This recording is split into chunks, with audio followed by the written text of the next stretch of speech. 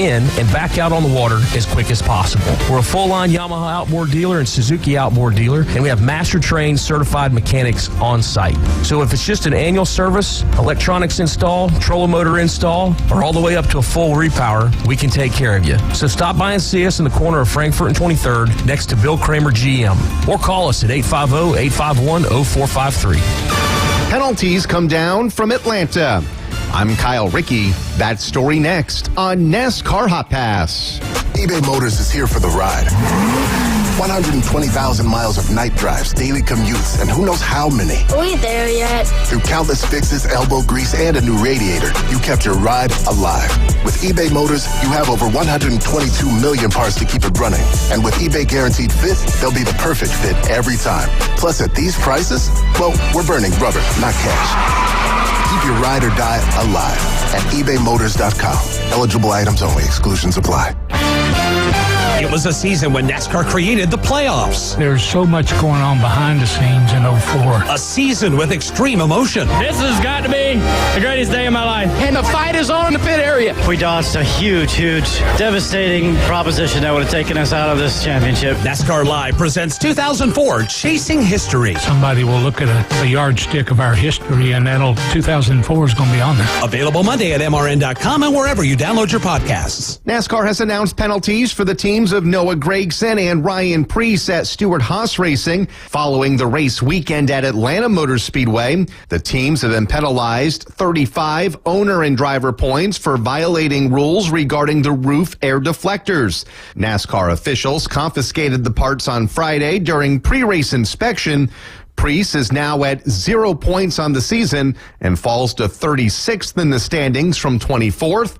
Gragson has -6 points and is 43rd in points. He was 29th before the penalty. And NASCAR also fines Joey Logano $10,000 for an alteration to his racing glove, which was webbed between the thumb and forefinger to create an aerodynamic advantage during qualifying. I'm Kyle Rickey. This is NASCAR Hot Pass on the Motor Racing Network. WPLQ Port St. Joe, WGSX Lynn, powered by Panama City Toyota. ESPN Northwest Florida. It's the next evolution of sports talk radio. The biggest stories and the biggest reactions. Now. And now we're taking With the first pick. This is the last ball you got in the bag. the inside drive. From college to the pros, interviews with the newsmakers, sports betting, your phone calls, and more. And now, the Inside Drive with Ryan Mulvey. Broadcasting from the Bill Kramer Chevrolet Buick GMC and Kramer Marine Outdoor Studios on ESPN Northwest Florida.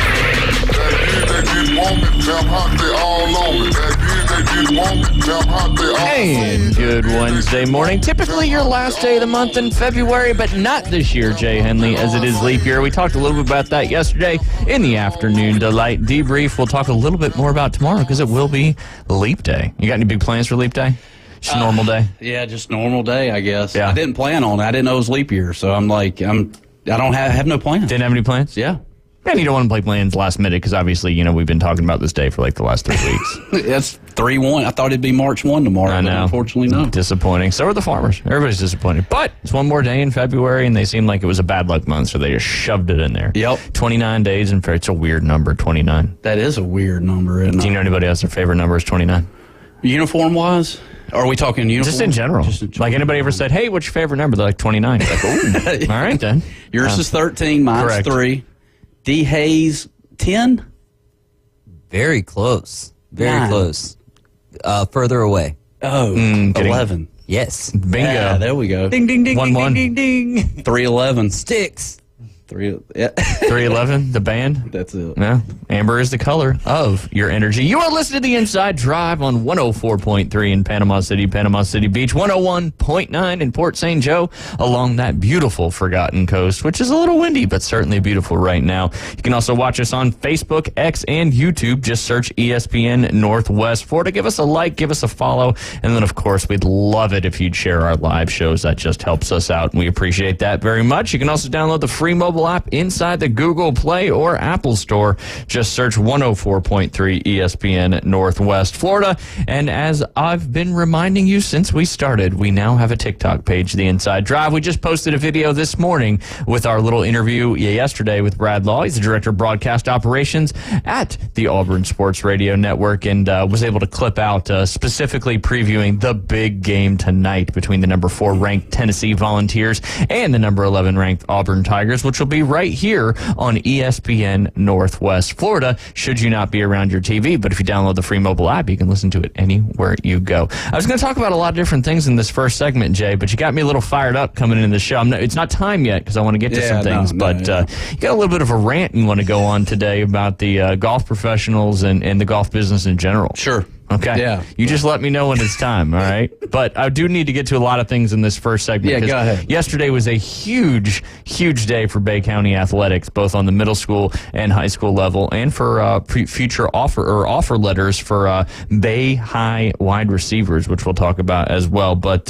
which one do you want to talk about first? Well, you want to do Arnold Boys soccer first? I think so. Okay. Yeah. You want to start there? Yeah. Awesome game. Obviously, we've been talking about it all week. We had Jonah on the show on Monday. They traveled down to DeLand, Florida for the 5A state semifinal against Pembroke Charter Academy, and they got the dub. We were at baseball practice last night. We had a big afternoon yesterday. We're at baseball practice watching the game on the paid for the $11 to be able to watch this and then the game now on Friday because of the result. But yeah, Arnold, it was a tough matchup, very defensive, but Arnold got a lot of shots, and the keeper for Pembroke, I think it's Pembroke Pines. Is it Pines? Yeah, it just sounds like a golf course, so it's so weird for me to say for a high school. Their goalkeeper played fantastic. Arnold had a lot of opportunities, especially a lot of close-in opportunities. Keeper just played lights out. So they played first half 0-0, second half 0-0, and then they played 2 overtime periods, not golden goal. So it's basically like a new game at that point. So if anybody scores, the game's not over, and you have to play those 2 10-minute overtime periods. Well, it was tied 0-0 after that.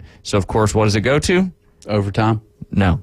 Double overtime? No. Penalty kicks? Yes.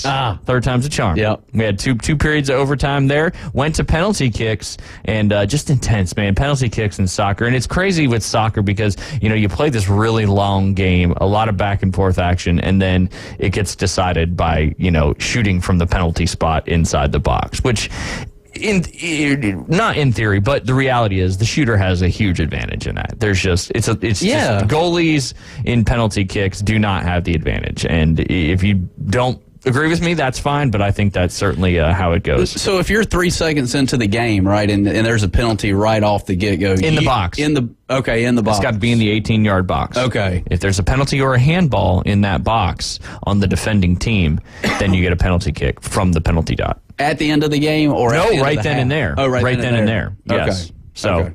But flash forwarding back to the penalty kick period, Arnold, because they were number 1 seed, was able to go first.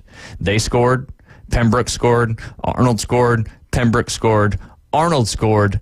Josh Chandler makes a huge diving save to the right to stop the third penalty kick by Pembroke. So now they're up 3-2 going into the 4th round. There's 5 rounds in the penalty kicks in soccer. Okay. So you can get mathematically eliminated because there's only 5 rounds. Right. So Josh Chandler makes a huge diving save to the right. They're up 3-2. Arnold goes again. They kick it in. All 4 of their first 4 scorers score. So now they're up 4-2. So Pembroke has to score to extend the penalty kick shootout. Diving save to the right, Josh Chandler, or to his left, Josh Chandler wins the game. Everybody comes out. They're going to the state championship on Friday against Jesuit. Okay. Awesome stuff. Congratulations to the Arnold Marlins boys soccer team. Just a great performance down there. Obviously a tough game, being the number 1 seed in the nation. Everybody's always got a target out there for you. And it just didn't go for them during the game. They weren't able to get it past the keeper. But when it mattered, Josh Chandler, who we talked about with Jonah the other day, who hasn't allowed a goal in the entire postseason, district and regional championships, has only allowed 3 or 4 goals all season, came up big with those 2 stops for the Arnold Marlins to take the victory and go to the state championship. It'll be Friday, 6 p.m. Central Time against Jesuit. Not the Jesuit that they played a couple of years ago. That was a different, I think that was Bellin Jesuit or something like that. They're from Miami. This Jesuit is from Tampa. It's a private school. I still don't agree with public schools playing private schools in the state championships. Where I grew up, that was two completely separate state tournaments. So and I just think there's a clear-cut advantage when you can recruit people and, waive their tuition. And it's basically like college recruiting at that point. Right. But anyway, kudos to Arnold for doing that. So big matchup against Jesuit. They're I want to say they're the number 2 seed.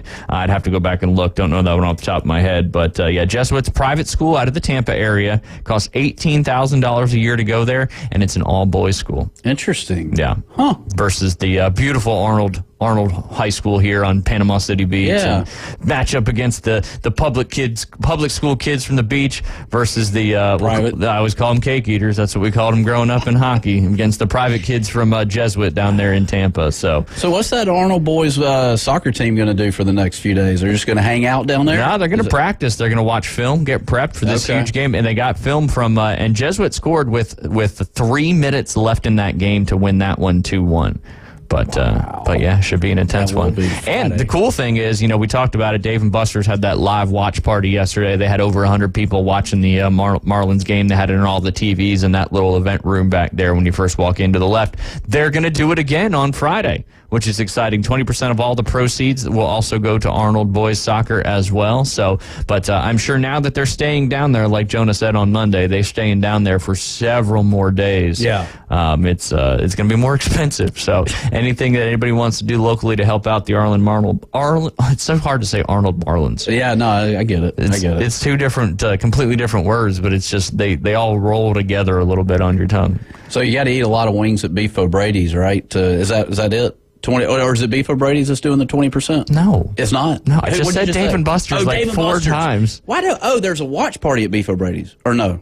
Not that I know okay, of. Never Hey, mind. if there is, let me know. But no, this is just Dave and Buster's. Beef O'Brady's? I don't know. Anyways, maybe you said thinking wings. Hey, that's good marketing by them, because if you think wings, they think that. A lot of people think Hooters, which we talked a little bit about yesterday. Yep. That protest on the demoing of wherever that was, I forgot.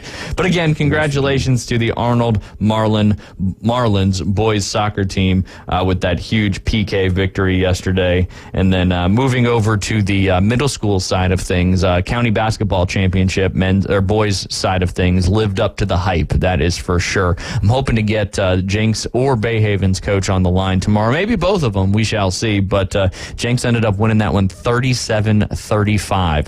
A last-minute 3 there. It was 37-32, and then Bayhaven hit a last-minute 3 there. And some really good performances by some of the kids, but a really close championship game there. 37, and it looked like the gym was packed out and was rocking and rolling. So congratulations. Jenks is now back-to-back boys middle school basketball county champions.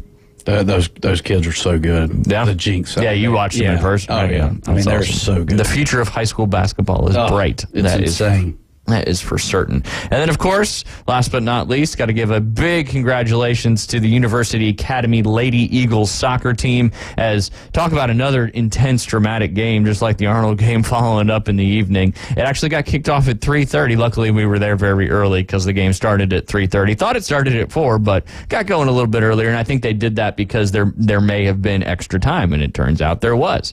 First half against Bayhaven. Bayhaven's the defending county champions from last year. University Academy won it 2 years ago, and another matchup of the two juggernauts on the girls soccer side of things. Bayhaven, wind was just howling yesterday out at the field, so made it a little bit more challenging on some of those punts and free kicks. But Bayhaven got on the board first on a beautiful goal, and then shortly after that, Bayhaven committed a handball in the box, and University Academy got a penalty kick. Cheney took the kick, nailed it, tied it 1-1. That was the score the rest of the way. One thing I did find out, though, in middle school soccer, like typical soccer, I know you're not a big soccer guy. So, like, when the time expires, usually it counts up, and a lot of them will have stoppage time. High school is a little bit different, but in middle school soccer, when that 25 minutes ends, it's dead, regardless of what's happening in the field. Whereas most soccer, like if somebody has a possession and an opportunity to potentially score or something like that, they'll let it go a little bit longer and then blow the whistle. Really? So both teams at the end of each half, like one was a corner kick and one was a possession inside the box, and he blew it dead. Oh. And I didn't know the rules at the time, and me and a few other people in the stands were chirping a little bit there. So the clock gets to 0, and if they're within a certain amount, it stops in middle school. Okay, but in the other, you're saying... Well, yeah, in referencing above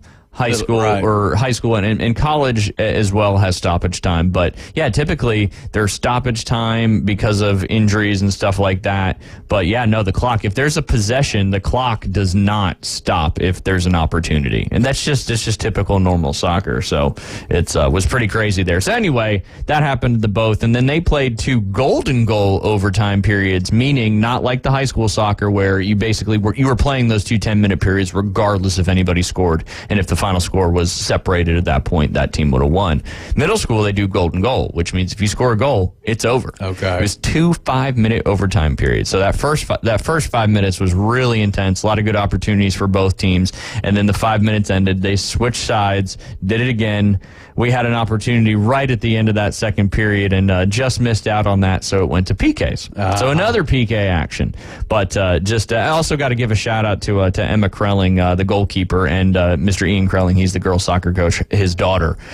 She made Bayhaven got a PK in the second half due to a foul inside the box, and Emma stopped that PK, which was huge. Yeah. She scores that, game's probably over because it was just such a tight matched game. It's everything you wanted out of a county championship. And then also she made a fantastic save on a corner kick because the wind was howling yesterday. So you kick that corner kick out a little bit, that ball's floating all over the air, and she jumped up, knocked it back out, and did a fantastic job. So anyway, we get to PKs. University Academy, just like Arnold, number 1 seed. They take the first one, they score. Bayhaven gets stopped by Emma. Awesome save. She dove to her right on that one, I think. And then next round, you play 5 rounds. The next round, University Academy scored again. And then the second shooter for Bayhaven missed the net left. So it's 2-0. 2-0, yeah. So looking good because it's out of 5. Sure. Well, then the next shooter for University Academy, I believe, shot it over the net. And then Bayhaven scored. And then University Academy missed the net again.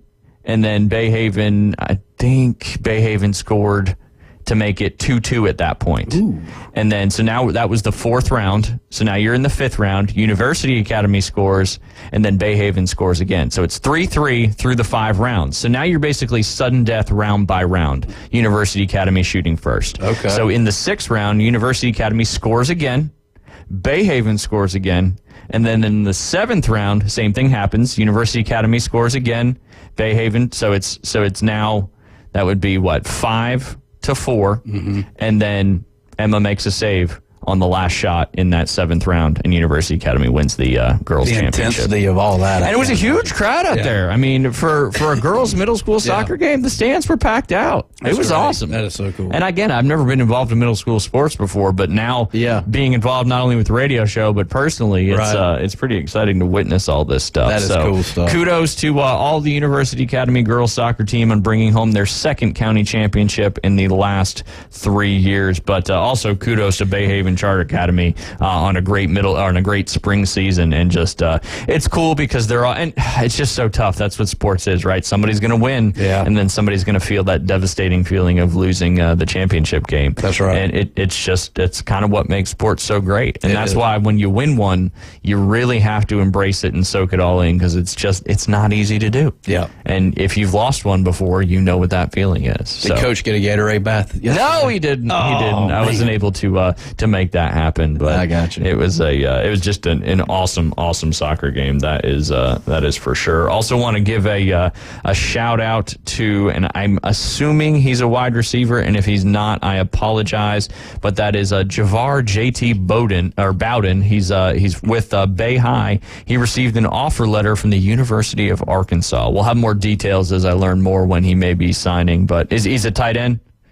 All David had to do was this, Jay. All he had to do was that, and I knew he was a tight end. Dog, that was impressive, because I was about to write it down, and then you...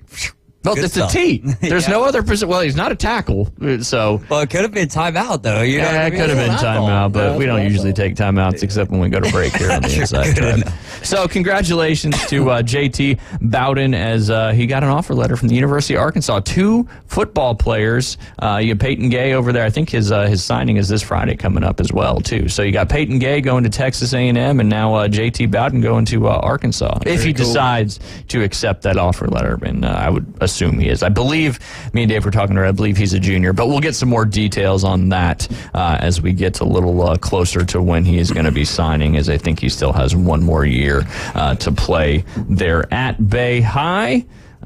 He's class of 26. Class of 26. Ooh, that's tough to figure out. It's 24. So, okay, so he's just a sophomore. Yeah. Dang, good for him. Wow. Good for him. Must be a stud, that's for sure. I've watched him throw it a little bit. Yeah? Well, he's a tight end, so. Oh, wait, never mind. I was thinking he was the quarterback. That's interesting. Yeah. We just had this whole thing about the T. Remember? Yeah. The T, the tight end? Yeah. Jay's worried about the rant. Jay's worried about the rant. He's focused on the rant. He's focused on the rant, that's for sure.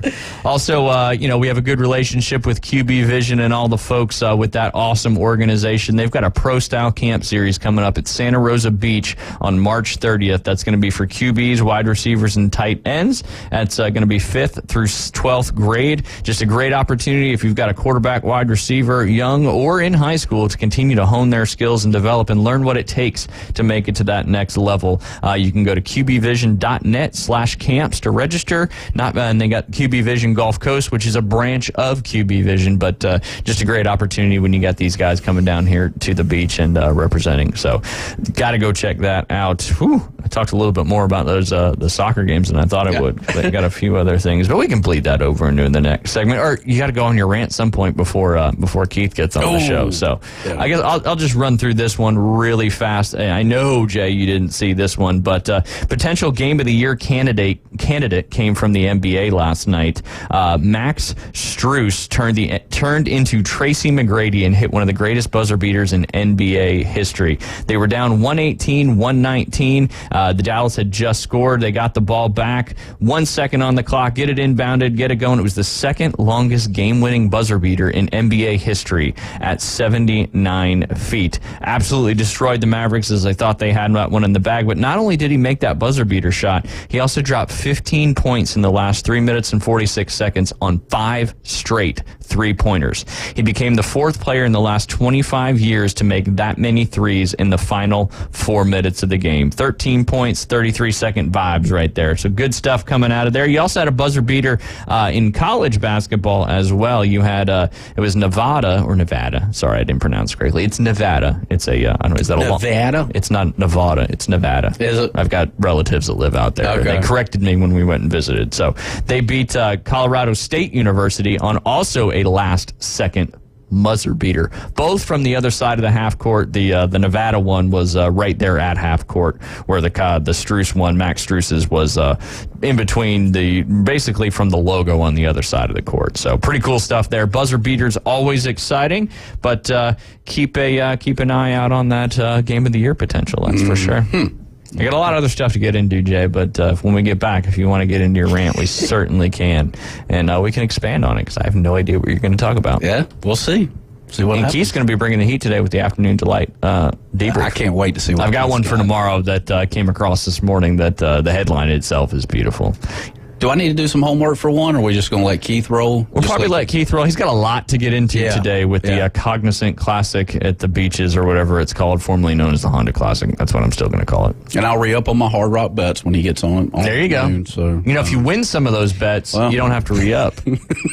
That's what I got to listen to Keith. There you go. Do what he says. Bet Jake Knapp. If you're going to call it the Honda Classic, then we're going to continue to call it Nevada. There you go. All's fair in love and war. You're listening to the Inside Drive live here on ESPN Northwest Florida. We'll be right back. Set your alarm clock to wake up with the Coach Hales Show on ESPN Northwest Florida. In-depth local and college sports from expert insiders and a dash of controversy. Can be deadly. Weekday mornings 7 to 9. Nothing says good morning like a drunken human alarm clock. You're live from the J. Michaels studio. We all know he loves the Florida Gators, but that's okay. ESPN Northwest Florida. I can control the world. Good morning. This is Joanna on ESPN Northwest Florida with your forecast on this Wednesday. Mostly clouds this afternoon and evening with a gentle breeze at 9 miles per hour out of the south-southwest, and look for the high to be 72. Tonight there will be mostly clouds with the temperature reaching 53. Mostly cloudy tomorrow with the high of 66. This weather is sponsored by Mid-South Lumber, the best little lumber yard in Panama City. Thank you for keeping that dial at ESPN Northwest Florida. Rely on it. Attention homeowners, are you dreaming of a backyard oasis? Look no further than S&R Fencing, your go-to destination for quality outdoor transformations. At S&R, they specialize in crafting custom fences, decks, retainer walls, and all exterior construction that not only enhances the beauty of your home, but also stands the test of time. Their experienced team takes pride in delivering top-notch craftsmanship with a personal touch. S&R Fencing, locally owned, licensed, and insured, and a member of the BBB. Bring your party to new heights with Inflate Emerald Coast. They specialize in modern inflatable bounce houses and water slides, perfect for any event. Whether it's a birthday, a wedding, or just a day of fun in the sun, they've got you covered. Plus, with their event planning services, you can sit back, relax, and enjoy the party. Inflate Emerald Coast, where fun meets the sky. Visit their website or social media pages today to learn more. Inflate Emerald Coast. Suffer from political talk radio fatigue? We know that under the 49% rate, the U.S. economy is Tune into the most fun and exciting new radio show on the Gulf Coast. It's The Inside Drive with Ryan Mulvey. From the Bill Kramer Chevrolet Buick GMC and Kramer Marine Outdoor Studios on ESPN Northwest Florida. Perfect intro for a Jay Henley rant. Just let it go. Let's let you. This is your segment. I'm gonna pretend to be you. This is my segment. Yeah. You ready for it? You're listening to the Inside Drive live here on ESPN Northwest Florida. We do have a public service announcement before we get to Jay Henley's rant.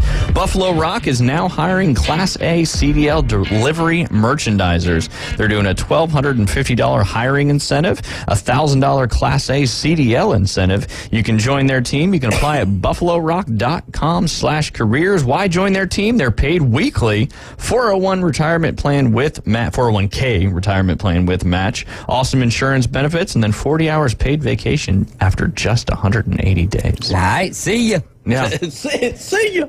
You used to, when you were driving down the road on road trips, you'd give them the old... Yeah. Bro, so on the way to Daytona last year, I did that with every truck, tried to, and we got about 10.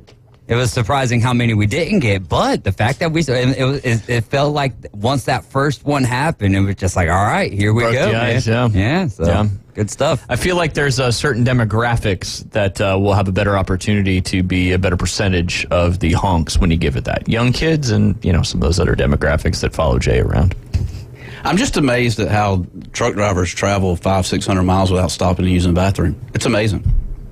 It's kind of like swimming. Yeah. You just never go to the bathroom. I think it just depends. Yeah, it just depends. Did you get it? Wow, we got that one. Mark it down. February 28th at 11:25 a.m. The pun was received and noticed by Jay in less than 2 seconds. That was impressive. That's fantastic. That was good. Yeah. Do you want to go on your rant, or do you want to keep talking sports? Yeah, that's cool. I asked you. Do you want me to? I asked you 2 questions, and you said, "Yeah, that's cool." Yeah. That doesn't give me an answer. I'll rant for a minute. All right, I'll rant. Go for it. No, so a guy that I know quite well called me last night, and basically he was ranting a little bit about. So this is a rant from a ranter. A rant. So I'm not ranting. This is whatever. And so he gets this job up north as a director of golf. Okay, and so he's got, he's 50-something years old. Yeah. So he's been in the business a while. A long time. Yeah. Let's call it Fair State University. Okay. Yeah, I mean, he's a good program. Michigan. Yeah. That's where Jody Graham went. Oh, okay, there you go. Yep. So he goes up for the interview, and basically the board of directors, this fine club up north goes, man, we want you, we love you, we want you to, manage our club or whatever. So basically, he travels all the way from the south to the north. He travels 2,000 miles, gets his family up north, and like a weekend, like literally like within 3 or 4 days, he's being told basically how to fold shirts in his golf shop.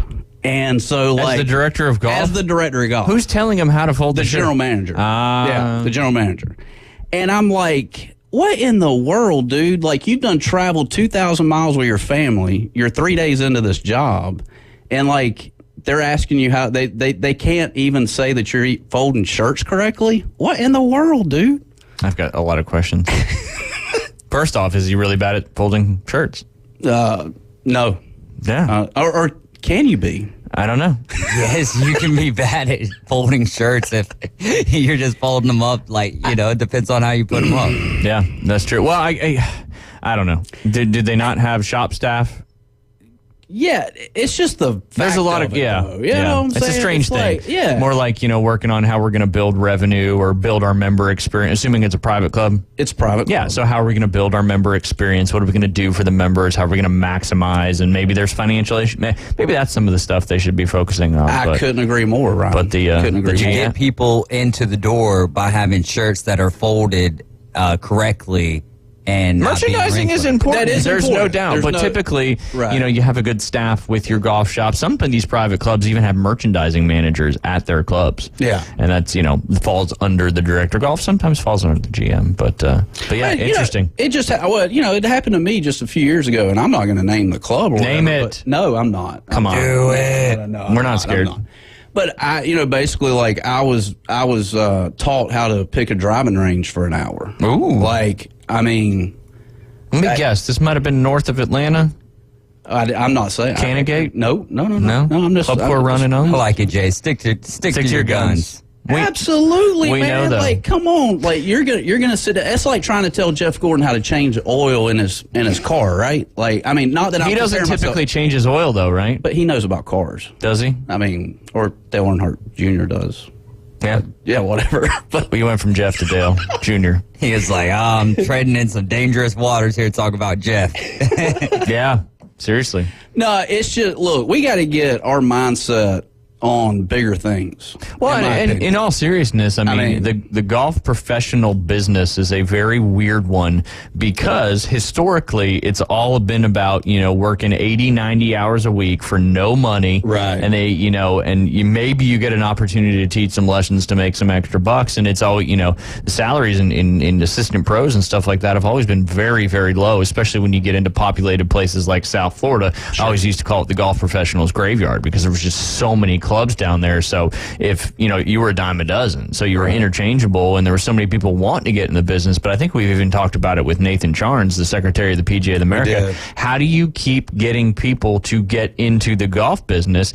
And it's shifted. There's no doubt. They're focusing more about work-life balance because, like I just said, being a golf professional. I mean, I remember coming up when I was, an assistant pro, a head pro, director of golf, and all that. I mean, you were working all the time, right? And people get burnt out, and you saw so many people leave the industry. That's right. I mean, how many people do you know that have been golf professionals or been in the golf business and have left to go to something else? A lot. Simply because of the nature of that. Of what we're talking about. But on the flip side of that is if you're taking care of that work-life balance, if you have the appropriate staff, you're paying the people what they should be paid, right? Then typically your service to your members or your guests or whatever type of club is going to be a lot better because that culture and the happiness of your employees bleeds right over into the happiness of your members and guests. Absolutely. And this just seems like it's not following that suit. It's not, and that's the thing is you think about, going through range picking 101 class, and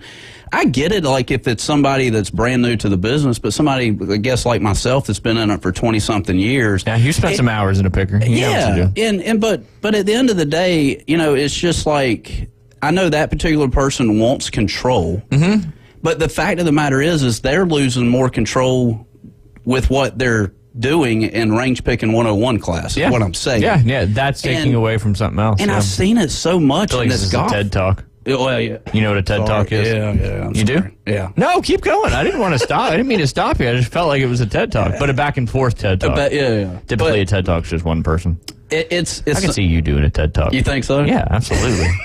On some kind of fun topic, though. Yeah, it's got to be fun. But no, I mean, I've seen it so much, Ryan. I've seen it so much in my 30-something years. I don't even know how many years I'm into it at this point. But it's like... If you've been into it 30 years, you've been working since you were, what, 10? 13. Almost, dude. I mean, literally 15. I was 15. Yeah. So there you go. You're almost 50. But it's got to change.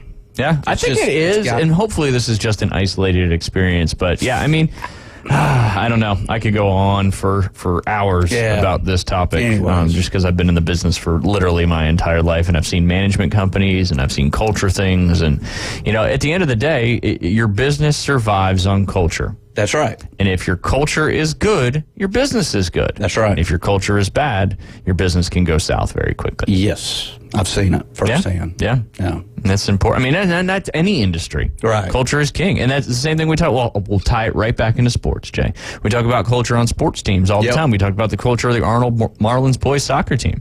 Why are they winning so much? Because their culture is fantastic. They're all buying into the same thing. They're all working towards that same goal.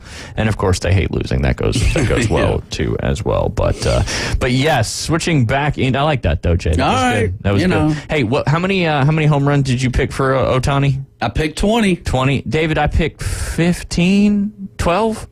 I want to say it was 12. I wrote it down. I think I said 15 initially and then dialed it back a little bit. I wrote it down on my other yellow pad, but it's gone. Did he go yard yesterday? He did. Yes. His third at-bat in his first game in this spring training, he hit a home run. Nice. So off to a good start. 19 more. 19 more to go. We'll see how many. They said he's going to get 50 at bats.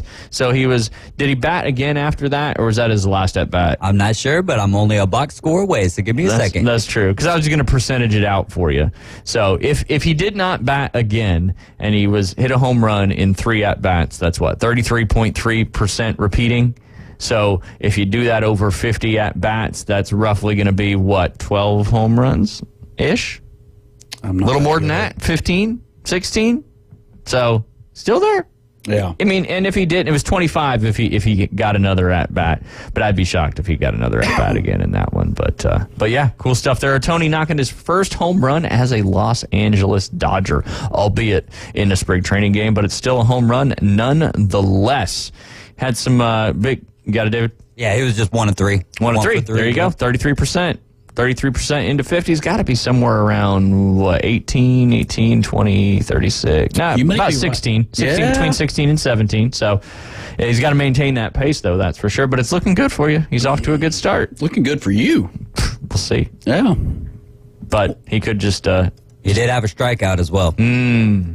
Womp, womp, womp. Get him out of the game. That's true. He sucks. Give it to me, Ryan. Are you rooting for the Dodgers or rooting against them? Against the Dodgers. All right. Hey, we're just clarifying. Yeah, just make sure. Absolutely. I'm full on Braves now. I got you. I've dove in. We went to 3 games last year. Kind of a big deal. Yeah. I got a jersey. Yeah, you're all in. I'm committed. They're my baseball team now. So, yeah, we hate the Dodgers.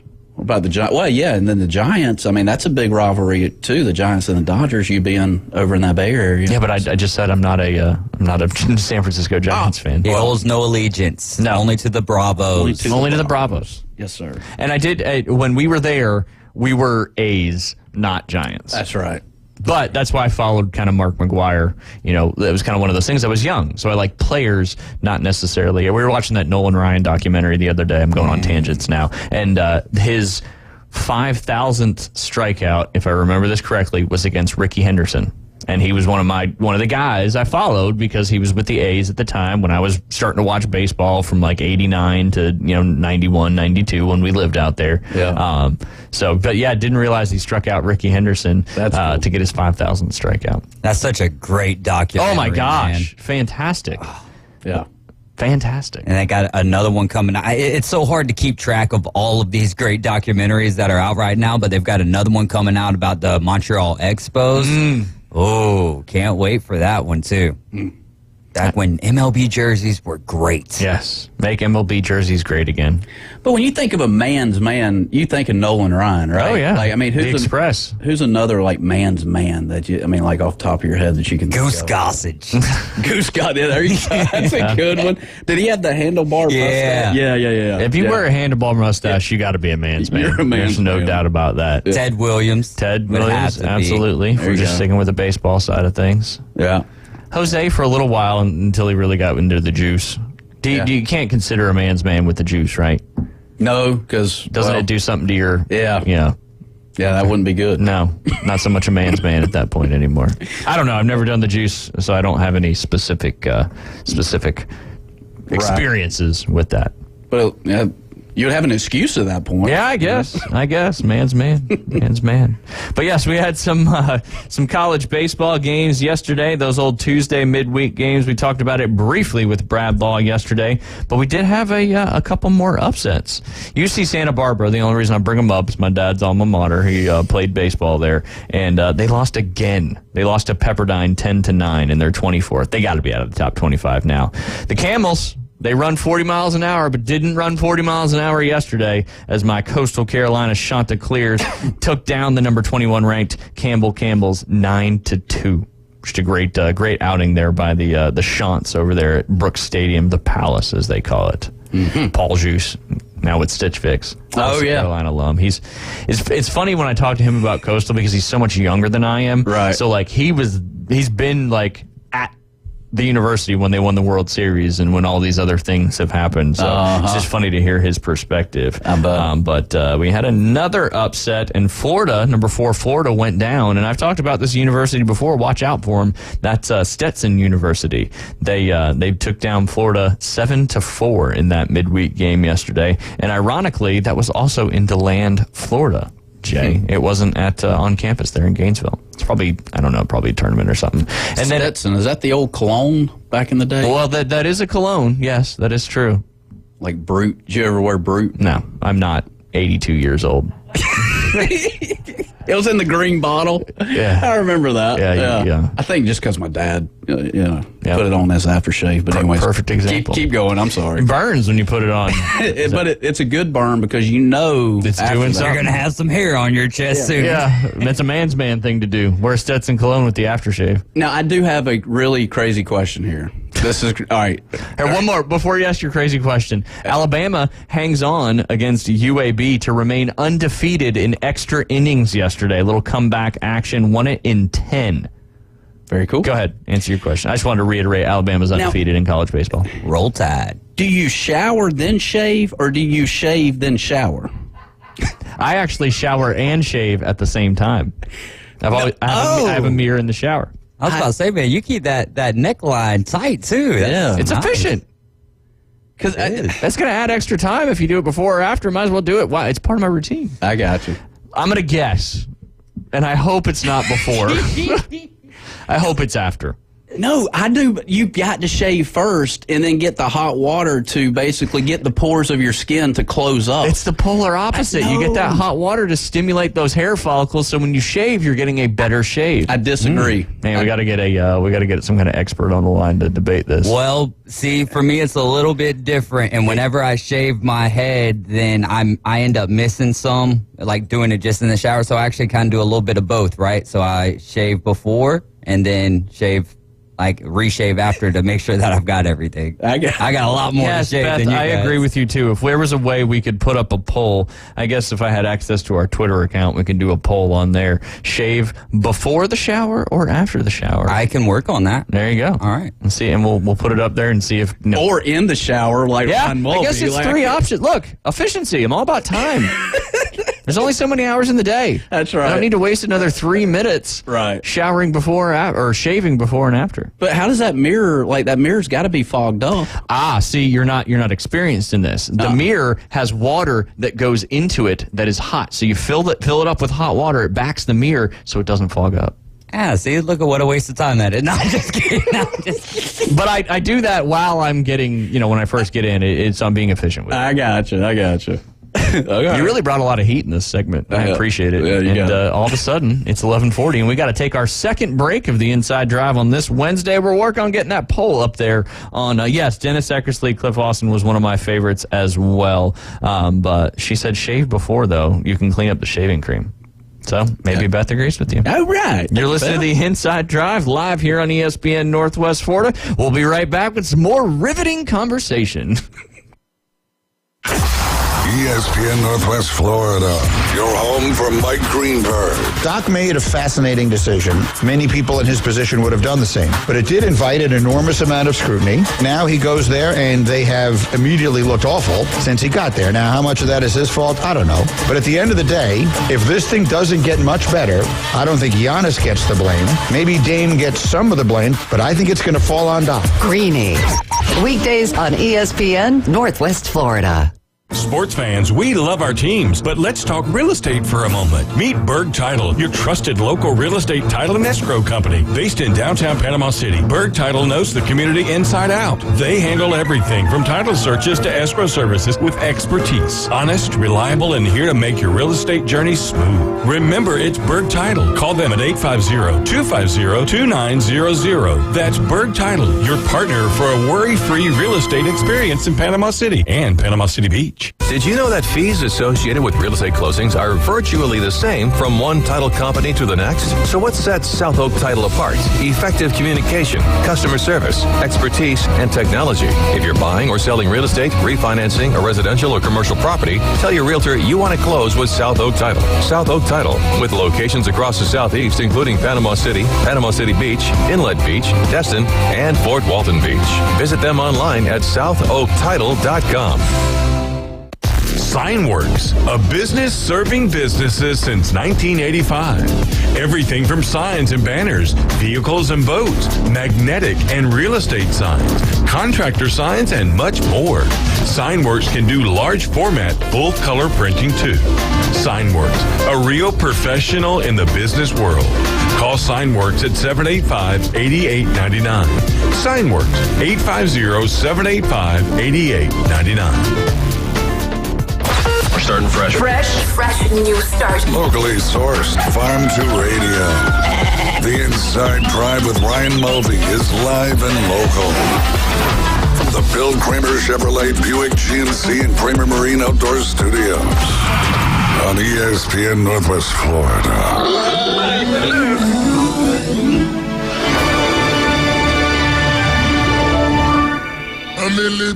And welcome back. You're listening to The Inside Drive live here on ESPN Northwest Florida. Don't forget, coming up at the top of the hour, we'll have our Afternoon Delight debrief with Keith Fleming, followed by all your DFS action for this week's golf tournament, and also some prop picks, top 10s, top 20s, etc. Because if you listened to Keith last week and you bet on Jake Knapp, you probably won some money. And I tried to and screwed it up and only bet on the first round leader. Yeah. I need to pay better attention when I'm betting. And I just did top 10, so I only, won like $1 probably. So anyway. What'd you bet? 25 cents? Something like that, yeah. Can you bet less than $1? Or no, I bet $1.13, I think. Hey. Yeah. So, yeah. That's not bad. Yeah. But, Jake Knapp, he came out of nowhere. Yeah. I mean, that's why you got to listen to Keith, because, he does the research. I did not know who this guy was. Neither did I. He's got a... Watch him at the Masters, I think. Yeah? I mean, he's got good rhythm, good balance. I know I keep talking about that. Hey, rhythm and balance is a key to everything. It really Even is. shaving. If you're out of balance shaving, it could get very dicey very quickly. You can't stab. I mean, you got to be smooth with the stroke and, You go down grain and against the grain? Yeah, I do. You got to. Now, is your down grain... Is that going up or down on the face? Up. Or no, down grain is going down from my jaw down. Okay. Into the grain is going, and I think that's the same for everybody. Is that for everybody? I would hope so. I would think so. Okay. I don't know. It seems like if you as you're a young man, if you were down graining your stroke, that it would grow downward. So I don't know if that's how it works. I don't know.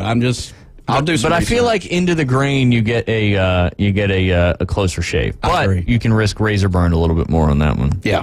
But yeah.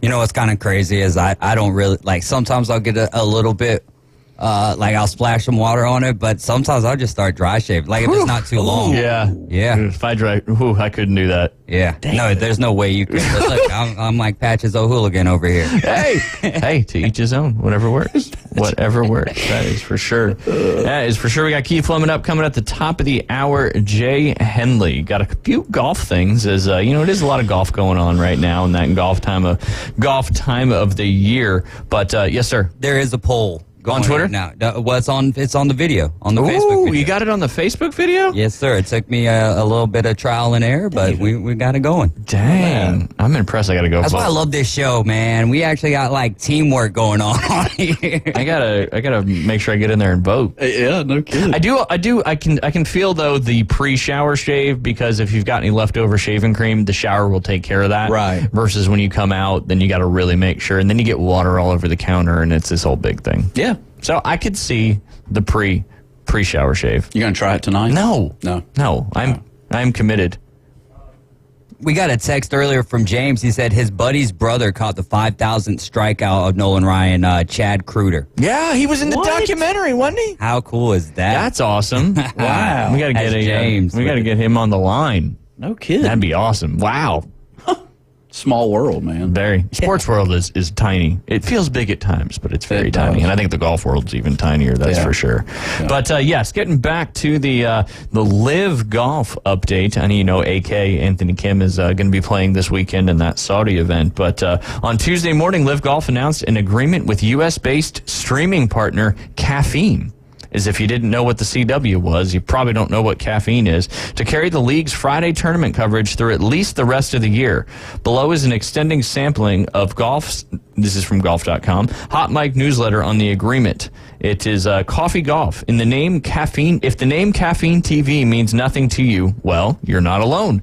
To the outside eye, it's tempting to view Tuesday's announcement as a half measure of last year's semi-disappointing weekend broadcast agreement with the CW. Just as last time, Liv touted months of negotiation with interested buyers before it wound up settling on an unheralded partner with little name value as a sports broadcasting entity. Just as the last time, the league struck out with the creme de la creme of the TV sports world. Wow, Liv surely would have preferred a multi-year agreement with a glitzy sports streamer like Amazon or Apple. The Caffeine deal has a few things to like for the upstart league, even if it leaves a few major questions unanswered. It shores up. They had a Friday TV problem because CW was only broadcasting on the weekends. You had to watch it streaming on Fridays. Gotcha. But now Caffeine will shore up that Friday thing. So, what do you think? Caffeine TV. Is that going to be for just golf? I mean, just for Live, or is it? I think it's a streaming network that has other things. But they picked up the. Caffeine was originally positioned as a live gaming competitor to Twitch, answering your questions, Jay, right here, but was quickly tossed out of the arena as Twitch became a monolith. In the years since, the platform has pivoted into carrying niche and emerging sports. They probably carry the American Ice Football League. Sports properties picking up scraps of properties that, like the legacy networks like ESPN, no longer have free cash to air, and scooping the small but rapid pockets of audience with them. The platform's blitz-scaling efforts has yielded a bunch of smaller live sports properties: bowling, the X Games, surfing, various low-level MMA leagues, and something called the North Europe Basketball League, among others. The sports content creators, TMZ Sports and Barstool, are two of the biggest. Caffeine's website boasts 60 million monthly active users, up big from a year ago, and claims revenue has grown tenfold over the last 6 months. It has not released the data publicly. Like YouTube or Twitch, the platform looks more like a social media network than a traditional cable channel or streamer, theoretically key for engaging the younger demographic. Fittingly, Caffeine claims to have one of the youngest sports watching audiences in the world, with some 82% of its viewers under the age of 35. Notably, it's also free to use. Full anecdotal, the text seems relatively crisp and clean, but even after disabling my browser's ad blocker on Tuesday morning, I was unable to pull up a working stream. Maybe I'm getting old. What do you think? Action sports, basketball, football, combat. I mean, they've got it all. Now they got Live. Yeah. So this could be interesting. I mean, I don't know. Do you think it helps? Neutral?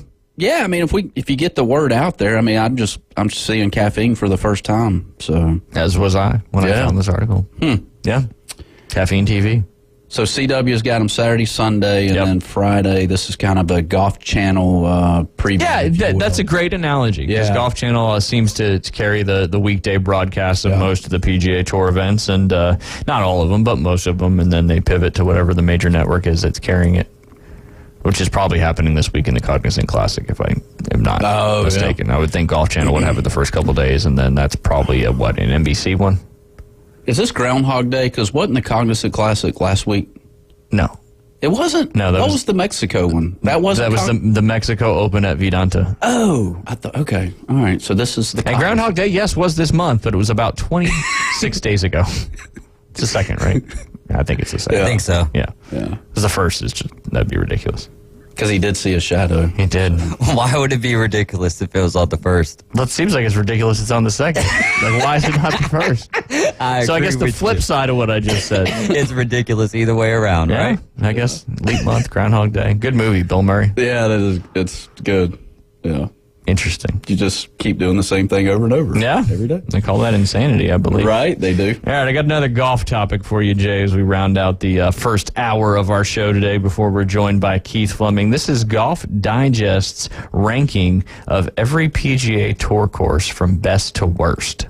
We'll start at the back end and just, if you've played it, if you've got any input, give it to me. If you don't, then we'll just keep going because they've got 32 courses listed on this one. First one, the site of the 3M Open. That's TPC's Twin Cities up there in Blaine, Minnesota. Ever play it? Never have. Know anything about it? Nothing. There you go. That's why it's 32. Yeah. Next is the Detroit Golf Club, the North Course. That is the home of the Rocket Mortgage Classic up in Detroit, Michigan.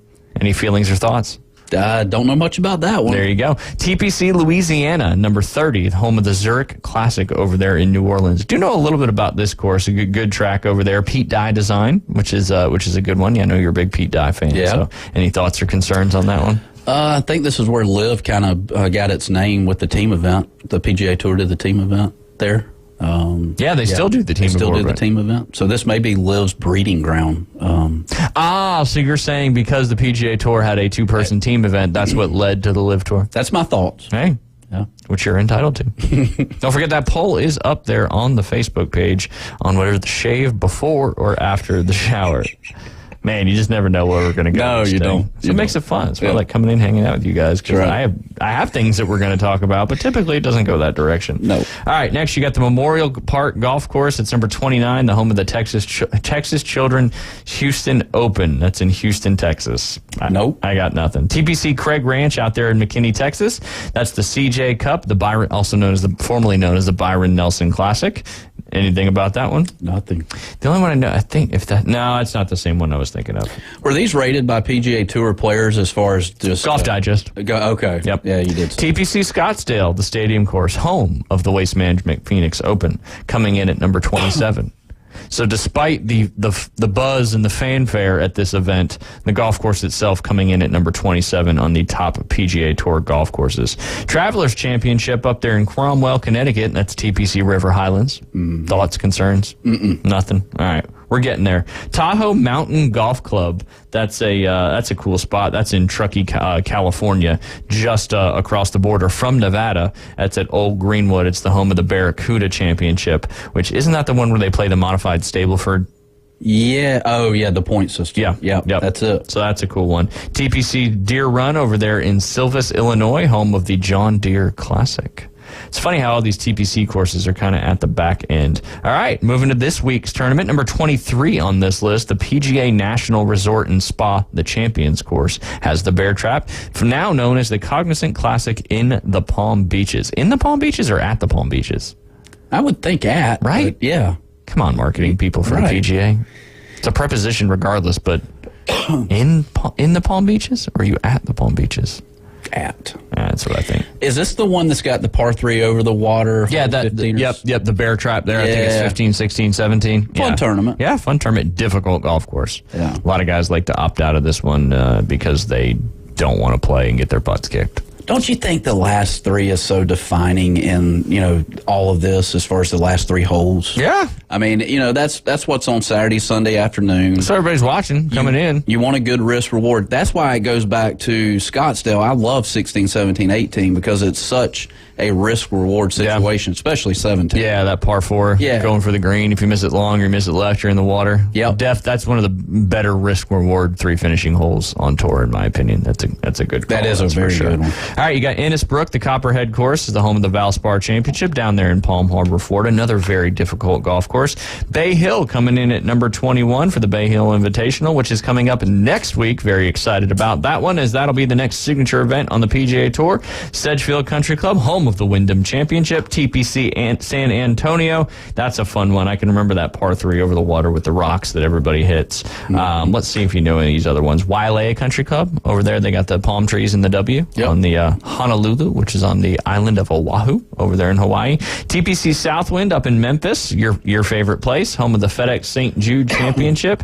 The Dunes Golf and Beach Club, which is a new course on this year. They've played PGA Tour events there, coming in at number 16. Huge fan of the Dunes Golf and Beach Club. Played that many a time out in Myrtle Beach. Played it in several section events as well. Just a great golf course, great design, a lot of fun to play. Cool. And Marvin Colley was a member out there. Played a lot of tennis at the Dunes Club. PGA West, the Stadium Course. That's the home of the American Express. That was the Bob Hope Classic back in the day. Torrey Pines, the South Course.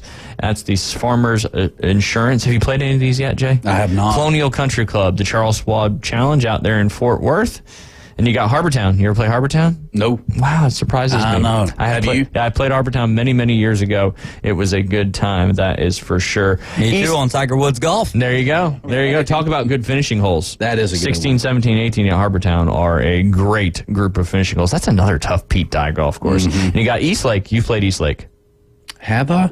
I don't know. I don't think Keith has. Yeah, Keith has. Keith's always the first one tee time Monday morning right after the tournament. Yeah, it's all about who you know. It really is. Not what you know. It really is. And is. just like that, maybe we'll do the top 10 later on the show. We'll see how it shakes out. But coming up next, we got Keith Fleming joining us here on the line. He's going to give us our afternoon delight debrief and then, of course, go through all your DFS golf action, including prop bets and picks to win. You're listening to The Inside Drive. We'll be right back. ESPN Northwest Florida. The Dan Patrick Show. She's a great player, and I wonder, Caitlin Clark is 22. So 8-9 years ago, she's 13 years of age. She's already said that, Steph Curry had a huge influence on her. Because we think they're bad shots, but they're not bad shots for her. It's the Dan Patrick Show, weekday mornings from 9 till 11. ESPN Northwest Florida. Good morning. This is Joanna on ESPN Northwest Florida with your forecast on this Wednesday. Mostly clouds this afternoon and evening with a gentle breeze at 9 miles per hour out of the south-southwest, and look for the high to be 72. Tonight there will be mostly clouds with the temperature reaching 53. Mostly cloudy tomorrow with a high of 66. This weather is sponsored by Mid-South Lumber, the best little lumber yard in Panama City. Thank you for keeping that dial at ESPN Northwest Florida. Rely on it. Hey there, business owners. Do you feel lost in a sea of numbers, struggling to navigate your day-to-day accounting? At Lighthouse CPAs, they specialize in guiding businesses to make more money and keep more of what you make. From bookkeeping to tax planning, they've got you covered. Plus, with their user-friendly software, managing your finances has never been easier. Spend less time on paperwork and more time growing your business. Call Lighthouse CPAs 850-785-5254. WVLQ Port St. Joe, WGSX New Haven. Powered by Panama City Toyota. ESPN Northwest Florida. Hey there, folks. Looking for a place that feels like home right in the heart of Panama City? Well, look no further than Charlie Corm's Place at their new location on 15th Street. Charlie Corm's is not just a place, it's an experience. Imagine cozy corners, friendly faces, and the aroma of delicious dishes that'll make your taste buds dance. From sunrise breakfast to late night bites, Charlie Corm's on 15th Street has it all. Charlie Corm's Place on 15th Street is now offering exclusive weekday lunch specials. Visit Charlie Corm's Place on 15th Street. Look for the giant mural. For the Inside Drive with Ryan Mulvey and Jay Henley. This man is destroying golf. Broadcasting live from the Bill Kramer Chevrolet Buick GMC and Kramer Marine and Outdoor Studios. You may be right, but our ratings are up and we're attracting new youthful sponsors. ESPN Northwest Florida. Sky rockets in flight. Afternoon delight. And welcome back. You're listening to The Inside Drive live here on ESPN Northwest Florida.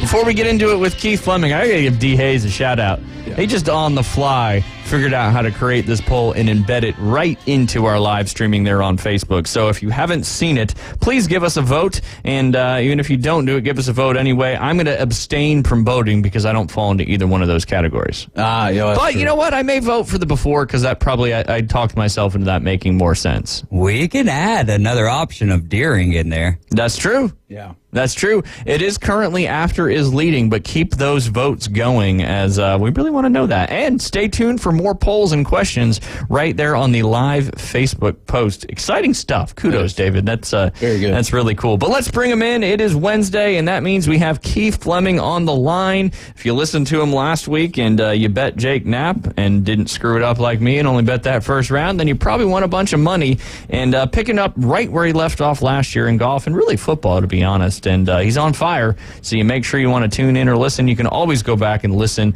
to any of our shows on Facebook, Twitter, X or YouTube if you happen to miss it. But Keith, how are you doing on this beautiful Wednesday? I'm feeling a little old, guys. 2 nights ago, I went to go take a shower, and my extremely OCD wife had cleaned it earlier that day, unbeknownst to me. And, you know, when you use a lot of those chemicals and stuff that she does to clean it, that floor can get a little slick. Uh-oh. Oh. And I almost, ate it bad. Luckily, my knee banged into the other side of the tub and kind of straightened me out, or I would have gone airborne. So, that doesn't make you feel old enough that you fell in the shower. I mean, that's like something you'd think somebody that's geriatric would do. Now, 2 days later, I'm sore like I've been working out, like you haven't in a month or gone skiing or something. And I'm just like, Jesus, is this what getting older is going to be like? Because if it is, where can I get off this ride? Yeah. Life Alert's $9.99 a month, I believe. I owe my life to it. Hey, but you had an excuse. You didn't know that there was a nice fresh layer of some cleaning chemicals on there, making it a little slip. At least you didn't break your hip. My wife hadn't, upped the life insurance. Yeah, exactly. It sounds like we're walking into a Dateline episode. But yes, let's start, before we dive into golf, let's start with your afternoon delight debrief for this Wednesday, formerly known as the last day in February, but not this year. Yeah. So, last week, I apologize. I probably freaked everybody out with that awful story about the dude having 300 bugs buried in his nose cavity. No, it was great. I'm going to go in a different direction this week. Growing up, my dad has numerous sayings and things that he says over and over again. And one of my favorite was just, it's such a different world for people with great wealth or great fame. And they don't have any grip on reality, right? Like the way we should behave and act, because everything's just given to them. Yep, and we saw a perfect example of this Monday night. TNT had another one of their The Match series. It was Rory, Rose Zhang, Lexi Thomas, Max Homa playing 14 holes of skins under the lights. DJ Khaled was asked to come and do a par 3 one-hole challenge that preceded the event with Charles Barkley, and then he would follow the competitors around in a golf cart and, do some announcing work for the broadcast. The only problem was apparently DJ Khaled was not aware of this, and he actually thought when he arrived the day before he would be competing in the match with Rory and these great golfers and not just there to kind of do some side stuff. And then to make matters worse, the day of the event, there's video out there of they've got a makeshift driving range for Rory and Rose Zhang. It's a very small area, and the camera pans left, and DJ Khaled has taken range balls from these guys and is just hitting balls from a spot that was definitely not set up for him. And if you've ever been on a driving range when it's really busy, usually like in the mornings on the weekends, you're well aware of somebody will come up, ask you if they can borrow some of your range balls. You say yes while simultaneously thinking, where are you even going to hit from? And then they makeshift a spot way uncomfortably too close to you.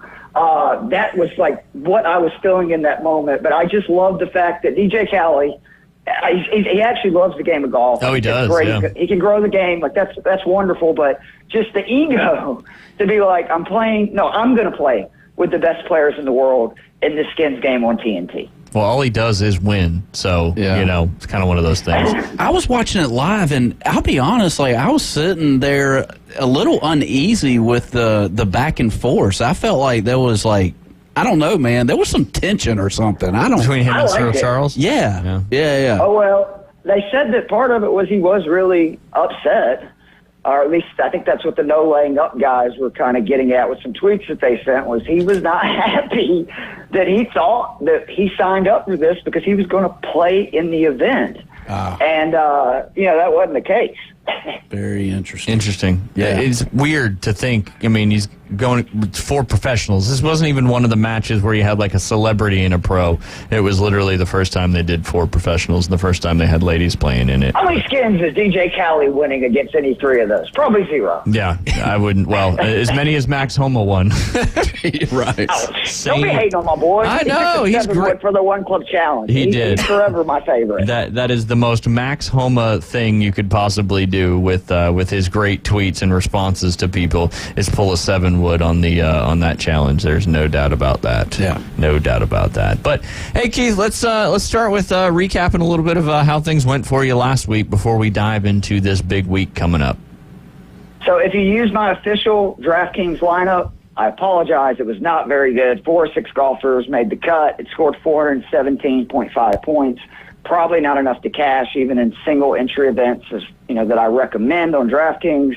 However, if you listened, I did include Jake Knapp in that lineup and specifically said he was my favorite bet of the week at 40-1 to win, plus 850 to top 5, and plus 400 to top 10, which was a trifecta win, which we love those.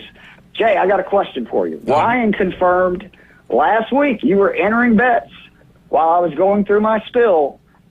Was Jake Knapp one of those bets? Yeah, it was a top 10. I did a top 10. So you got something. Yeah. And Jay, he gets real out there and he bets $1. Yeah. So I think he lost. Bet $1, Jay. Next time, do the 40-1. I got you. Okay. Yeah. No. But I'm learning. You learn each and every week. So if you're not learning, you're not living. That's right. That's right. So, Amen. That was the most Jay Henley comment I've ever had. I'm actually kind of proud of myself. I felt it. Did you feel it? I did feel it. Nice. And it's a good feeling. There you go. Is it bad that I could hear Matthew McConaughey saying that as well? So it's like both a Jay Henley and a Matthew McConaughey saying in a Buick commercial? Or is that? Yes. Yeah. Driving. Yeah. There you go. I do want to read his Jay's book. more of a Hyundai guy, though, I think. Yeah. Hyundai. I think that's how I had a good friend that worked for me. He was from Korea, and he said it was Hyundai. That's how you're supposed to say it. But us Americans I would call never it be able to Hyundai. pronounce that correctly. Yeah. We know better than that. Well, it's also DJ Khaled, too, not DJ Khaled. Is it really? Yeah, it is. It's like calling Morikawa. It's your thing. So embrace it. It's my charm. Yeah. I'm a redneck. I apologize. The I don't D was silent. Education in Georgia, it's bad, right, Jay? You can attest to not that. as bad as Griffin class of 98. So you've always got that, too, as your basement there to live on. I'm trying. It was kind of like the defense in the Falcons Super Bowl against the Patriots. Very silent there in the second half. Man, throwing shade at old Mr. Fleming today. It's been kind of a frisky show today, so we got a poll up. You better get on the poll. We'll ask you. I've already voted. You voted. Perfect. What was your vote? It's insane that anybody would shave before they shower. Oh, my you're taking God. a razor to your face. You want it to be clean. Like, what is wrong with people? Hey, Beth did comment on the Facebook post, though, when you took your little tumble, it was a good thing you weren't me and shaving in the shower, because that could have got bloody. Ooh. See? Now, that is, I could never do that. That's way too much multitasking. I have to focus in the shower. I like to be in and out, too. You know, like all business. I only thought females shaved in the shower, but anyways. But now we are opening up a can of worms. Jeez. I don't know if I'm supposed to take offense to that or not. I'm not going to, because I don't take offense to things. But I know that's why. Hey, you better not knock down your demographic out there. Yeah. That's a big piece of our pie chart of listeners here on the Inside Drive that we cannot afford to lose. So I need you to shush. Okay. All right, Keith. Let's jump into it. What do we got going on this week? Oh, it's one of my favorite events of the season, of the year on the PGA Tour. I hate the new name. Honda Classic. Honda Classic was just, to me, such I'm still an calling iconic it the venue. Honda Classic. So Right? Yeah. And Honda got in fairness to Honda, like, good for them for being like, screw you, PGA. You're going to give me a field with less stars. We're not going to be a signature event, but you're going to expect us to pay the same licensing fee. It's like, no thanks, we'll pass. Yeah. But what's great about this is just the golf course. We're at Jack Nicklaus's very famous PGA National, home of, and I heard y'all talking about the Bear Trap, holes 15 through 17. That is the fourth hardest set of 3 straight holes on the PGA Tour. This is a course that features water on 15 of 18 holes, so any golfer is automatically just going, yikes. So there's disaster just lurking everywhere. it's a very difficult tournament to kind of predict. The last 14 events, the winner, 7 of them have been a long shot, with 5 of them being at 100-1 or greater odds. Do you think that's because of the difficulty of the golf course? Yeah, I do. I just think that it's so tough to win there. And it's kind of funny because, like, we talk about football with rain games and bad weather games, it has a tendency to even the teams a little bit. But in golf, it almost seems like the more difficult the golf course, the more it evens the playing field. And you'd almost think that was counterintuitive and the opposite. But I think the more difficult the course, the easier it is for people that may not be your week in and week out favorites, giving them an opportunity. And your data backs that up, saying several winners have been 100-1 or more. I think it's a great point. And, I mean, the majors are a little different because they've gotten so long that you almost have to have elite distance to compete at them. But, like this course, especially with one of the big changes other than the name this week, they changed the 10th hole, which was a par 4, into a third par 5, making the course a par 71 course. Interesting. And it's going to be a very easy hole. The 2 par 5s traditionally that were there before this year have always been the 2 easiest holes on the course. So players really need to feast on those 3 par 5s. And the reason for that is the hardest par 3s on tour at this venue, the 8th hardest set of par 4s at this venue. And again, you've got water everywhere off the tee on a course that dog legs, and it makes very few pros feel comfortable booming driver and trying to take these corners on, because big numbers are awaiting everywhere, meaning players lay back, and you have more shots from 150 yards or more than any event on tour. And it's going to be another, just crazy week, because this is a tournament that it seems like traditionally it is so hard to hold on to the win. And Alan talked about on our show last night, the other thing that's just amazing to do, and it's why you want guys with experience and who have done well here, guys that don't have a lot of experience here, they get feeling a little frisky. You know how it is. You just like even in your rounds at your local club. I spend 2 hours a day with Jay Henley. I know how people think. You take one, you get a little too cocky, and you're like, I can hit driver over this water, no issue, and we know what happens then. And you're going to see a lot of that this weekend. The forecast, by the way, is calling for significant wind gusts, a little bit more than normal. And this already features some of the tightest fairways on tour. It's kind of looking now like the early-late wave is going to see a fairly significant advantage in wind conditions, because Thursday morning there is literally no wind for the first 4 to 4.5 hours. And then it's going to get up to like the 10-mile-an-hour range in the afternoon. Friday, it's going to be 15 to 20-mile-an-hour winds the entire day. So you got tight fairways. We got hazards galore. Again, players laying up, only 11% of shots into greens are inside 125 yards. That is like almost unheard of in the modern tour. So I'm looking at target golfers who are great mid to long irons for this venue. Players are going to hit 65% of their shots from 125 to 200 yards. That's well above tour average. And again, I keep saying this, but this is a very difficult course, and if you need further evidence of this, it's playing 1.14 strokes over par the last 5 years. That's per round and for every player in the field. And we wonder why there's a lot of players that opt out of playing this tournament. And let me ask you guys this question. You guys are golfers, right? If you were on the tour and playing, if you played an event like this on this difficult of a golf course, knowing the wind was going to be bad, would you be worried that if you just played bad because of the difficulty and the conditions, that would affect your game going into some of the biggest tournaments of the year coming up? Would you be worried about that as a golfer, or is that something you wouldn't really give much thought to? Just curious what you guys I don't think Jay gives much thought to anything, right, Jay? No, well, I mean, everybody's got to play the same wind, right? So that's true. I mean, but how would it affect you personally if you went out there? And on the flip side, if you played some really good golf, that may give you, the opposite of what I was just saying, and give you some serious momentum and feel really good about your game. I agree with that. Yeah. So you're for my golf game, it plays into my hands, so I would love it. Like I want the course to play as hard as possible. It'd be as difficult. You got to hit it straight, hit fairways and greens, and chip and putt. Like, that's my game. Yeah. Well, we've had windy conditions down here for God knows how long, it seems. It's like 2 days. Okay. But, we've been out on the course, and the straight winds coming off the Gulf are strong. We got a south wind coming up right now. Very strong.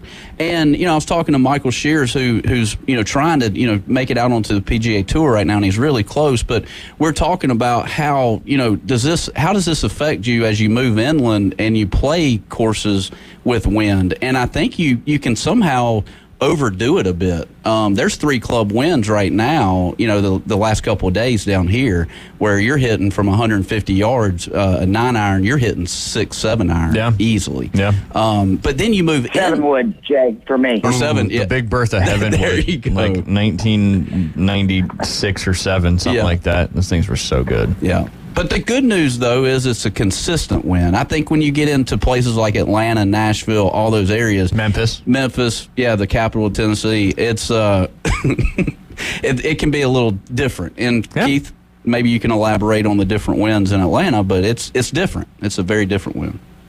Yeah, and the other thing people just kind of forget about is when you get strong winds on a course that's already firm and fast, we know what happens. It dries out. It gets crusty.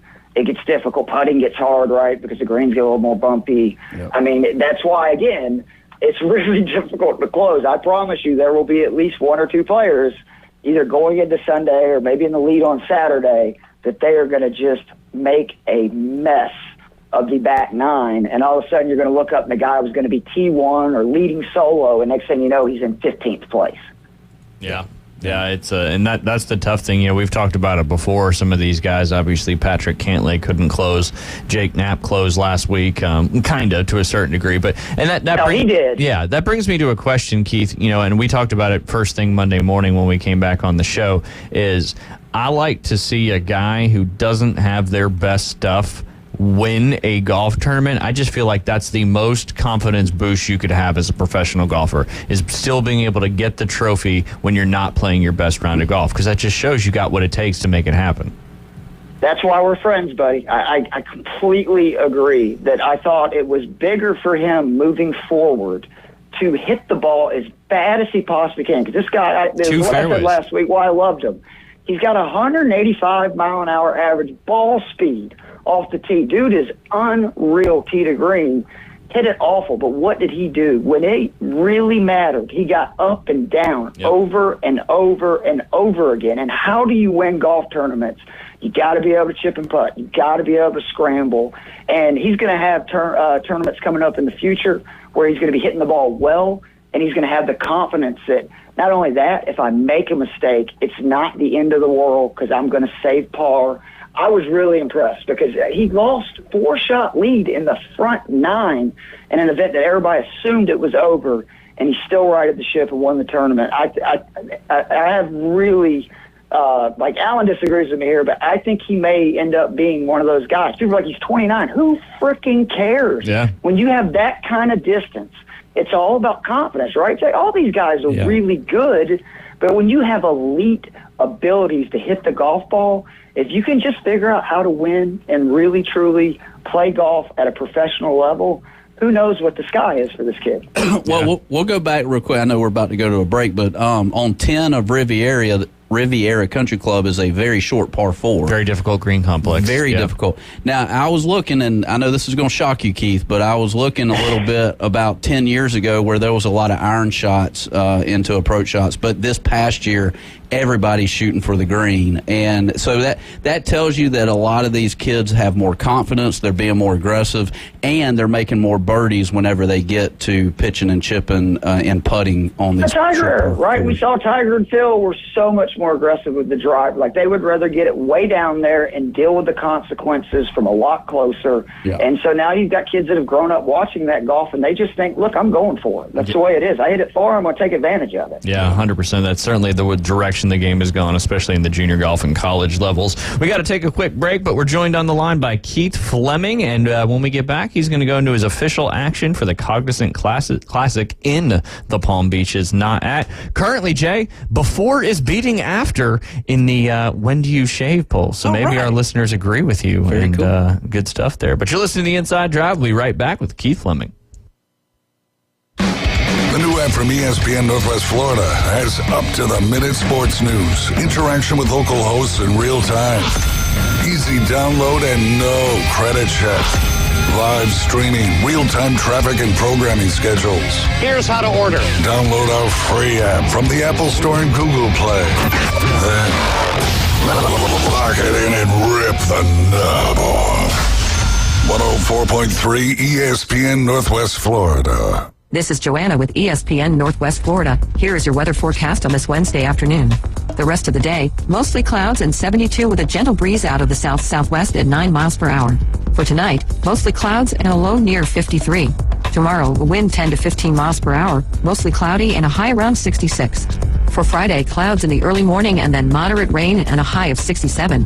This weather forecast is brought to you by Earthworks of Northwest Florida. Thank you for tuning into ESPN Northwest Florida. Rely on it. Mid-South Lumber, where they treat you like family. Locally owned and serving the residents of Bay County for over 45 years. See Mid-South Lumber for all of your DIY projects, including windows, doors, siding, lumber, and millwork. Are you building a new home? Bring your contractor in to Mid-South Lumber and meet with a member of their sales team to discuss your framing, siding, windows, and doors. Mid-South Lumber, the biggest little lumber yard in Panama City. 717 West 11th Street. There's nothing more satisfying than helping you find the perfect vehicle. And this month, find something you love at just 2.99% APR on our most popular models. Plus 90 days until you make your first payment. Like the 2024 Camry with stylish good looks and impressive performance. Or the 2024 Corolla, built for comfort and style with top-notch tech. Panama City Toyota. For over 30 years, where relationships are born. Offer expires March 4th. For details, visit PanamaCityToyota.com. Coming in hot. So hot. It'll be a hot one. Really hot. God damn. The Inside Drive with Ryan Mulvey. Live from the Bill Kramer Chevrolet Buick GMC and Kramer Marine Outdoor Studios on ESPN Northwest Florida.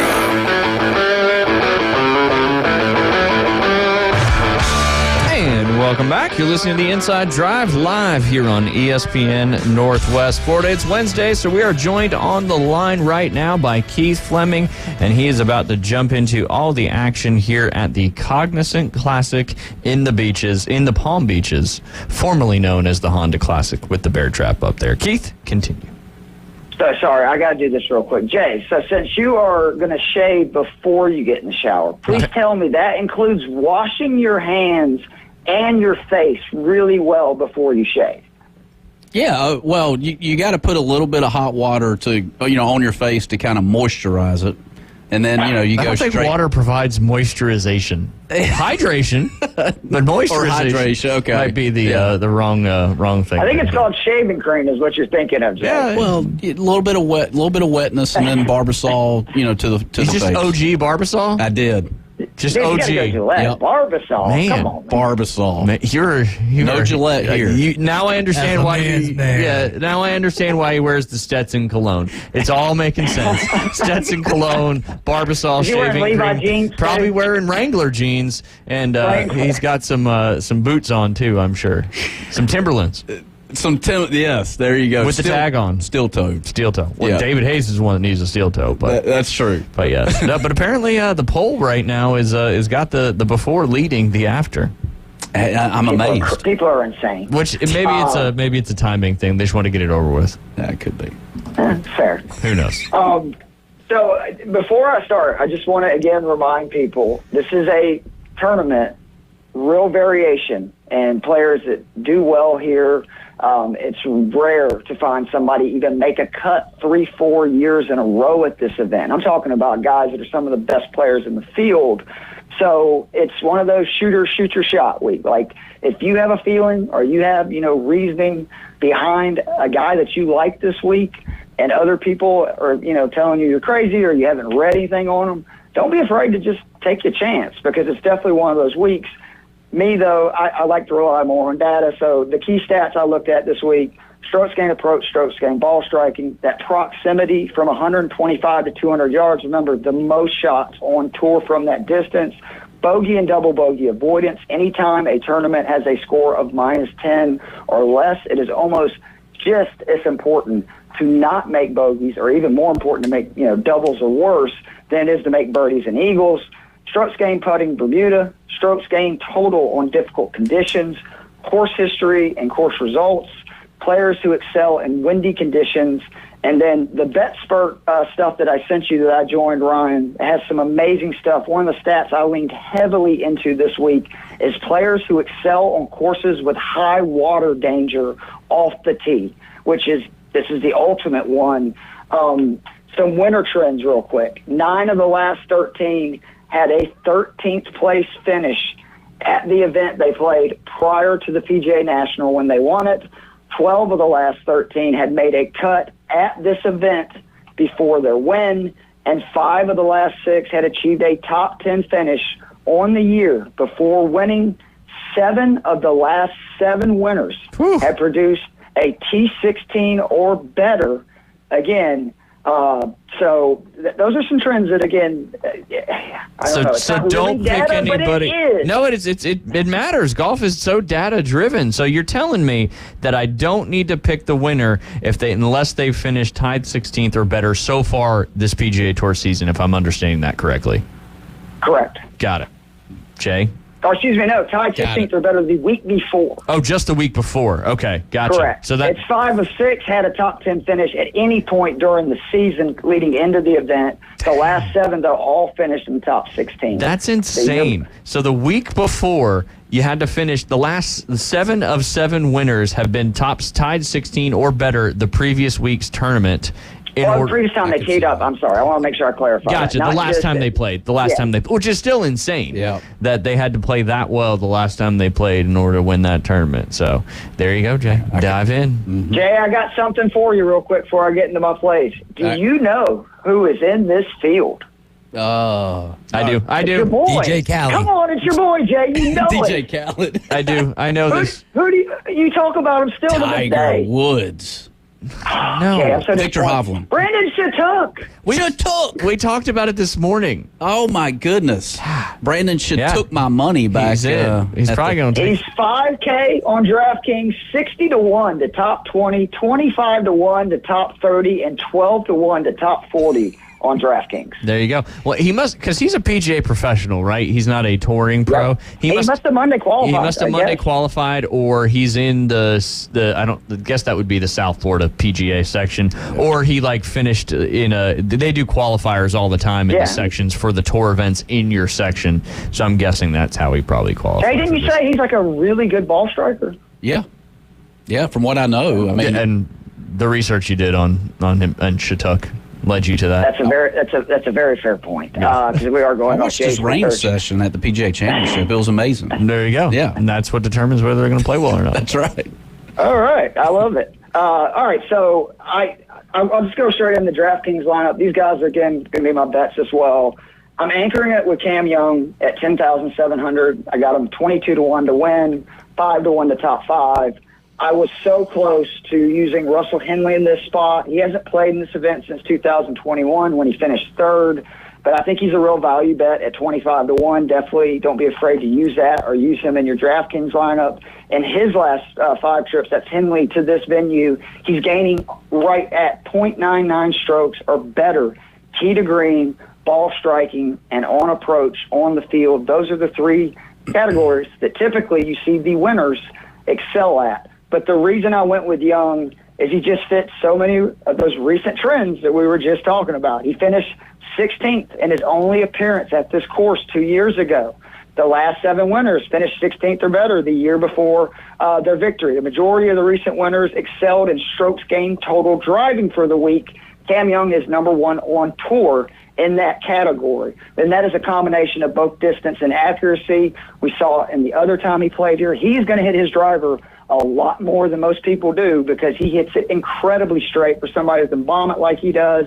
And then the last trend is technically not, a hit, but it's close enough because the 9 of the last 13 winners finished T13th or better in their last start before this event. Young finished 16th at the Genesis 2 weeks ago, but he did finish inside that T13 number. The event prior at the Phoenix Open where he finished T8 And I know a lot of people are going to say, this dude never wins. How are you going to put somebody at 25-1 when they've never won a PGA Tour event? He's played like 60, 70 times. Very fair point. But if there is any course that is perfectly tailored for Cam Young's game, it's this one. And I think in a field that's a little weak at 25-1, his elite ball striking skills, if he has a good putting week, I really think he's going to win this event. Next up, one of my favorite players, Byung-Hun Ahn, 9,500, plus 650 top 5, plus 320 top 10. This is an easy one. Sells at ball striking, sells in windy conditions, plays difficult courses well. Great track record at this event. 2 top 5 finishes in his last 5 starts. Made the cut in 4 or 5. Finishing outside the top 36 only once, and that was that missed cut. And he's in great form to start the season. 3 top 20 finishes in his last 5. Finished 16th at the Genesis, which was the most difficult course he's played this season, and 2nd at the Sony Open, which is the course that had the strongest winds. Next up, I do not understand why Matthew Pavin is 8,700 on DraftKings, 55-1 to win, 11-1 to top 5, and 5-1 to top 10. I will say the only thing going against him, he's never played here. And it's been forever since somebody has came in here in their first appearance and won. But it's so disrespectful. If you need reminding how good this dude's playing, his last 5 starts, his finishes 5th, 7th, 39th, 1st, runner-up. The last 4, all PGA Tour events. His win is at the most difficult course they've played so far this season, Torrey Pines. If that's not enough to explain to you how undervalued he is in DFS and the betting markets, he is 2nd in the field in strokes gained on approach over his last 24 rounds. 4th in strokes gained ball striking in that time period, and he's top 10 in scrambling and putting right now on tour. I mean, this is a ball striker's paradise. You're getting one of the best, 5 guys hitting the ball well right now at a discount. And if he doesn't have confidence, you just went winner, runner-up. I just think it's insane. I can't not play him. All right, next, Matthew Wallace, 7,200, 20-1 to top 5, plus 360 to top 20. He's played, fairly well at this event. He finished 29th last year, tied 20 2019.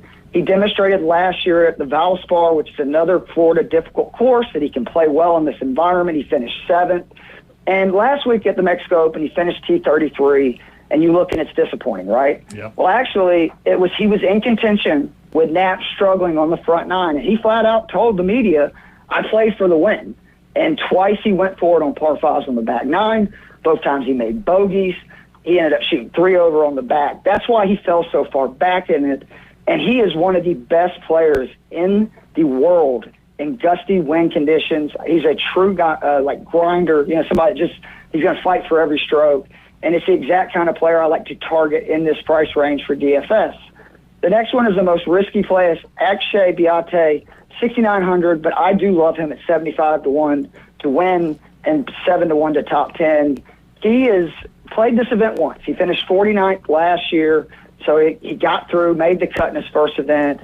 And he is somebody who last year lost strokes, tee to green, putting, and around the greens. The putting and around the greens, that's just his game. The tee to green will not happen again because he made the cut despite that because he gained 1.53 strokes on approach on the field and 1.35 strokes in ball striking. He's going to get it. He'll do better off the tee. He's just too talented.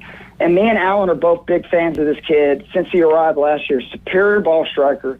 He's proved he plays great in windy conditions. If you look at the Caribbean tournaments, he's just somebody that if you de-emphasize putting and chipping at an event, he makes so many birdies. He is such an incredible play for DFS. And what I mean by that is they've had 2 events he's played in this year in Hawaii, where obviously there's windy conditions, and he played Torrey Pines, which is the toughest venue they've played so far. He racked up 64 birdies and an eagle in those 3 events.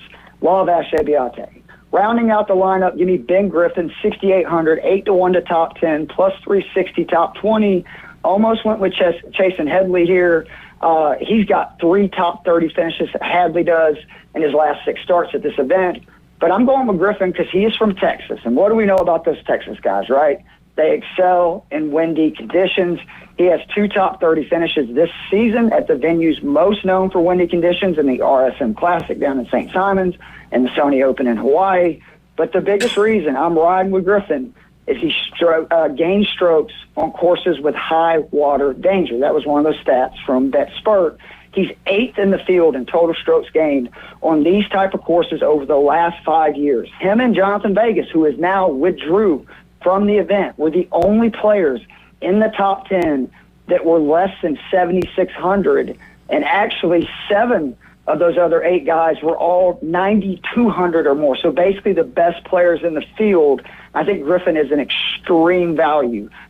Just real quickly, the other guys, I do like Henley at 10,200 and 25 to 1 to win. Daniel Berger, 9,200. He's 35 to 1 to win, plus 850 for a top 5 and 4 to 1 to top 10. Such a great track record here. He is number 1 on those playing those water danger courses.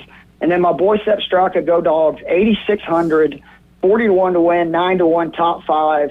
He's played at this event 4 straight years. His worst finish is 33rd. He's coming off back-to-back top 5 finishes, including his win 2 years ago. His strokes gained numbers for his career at this venue are elite when it comes tee to green, ball striking, and approach, which are the things we're looking for. Plays well and wins. Usually also excels like Ashe Beate in events that de-emphasize putting and chipping more than most weeks on tour. And he is historically a player who is very hit or miss, right? Like he'll either do really well in an event or he plays awful. Well, he's actually playing pretty good. Since November, 6 events. He's made the cut in 4 top 26 finishes. I think he's in a little better form than normal, and he's excelled at this event the last 4 years. Really like Straka. And then for a real low DK play, I like Sam Ryder, 5,900. Also like him at plus 550 to top 20. He's got a really good track record at this event. Good driver of the ball. Plays well in windy conditions. I think he's a real value that would allow you to get maybe 2 guys in that 9,500, 10K range into your lineup.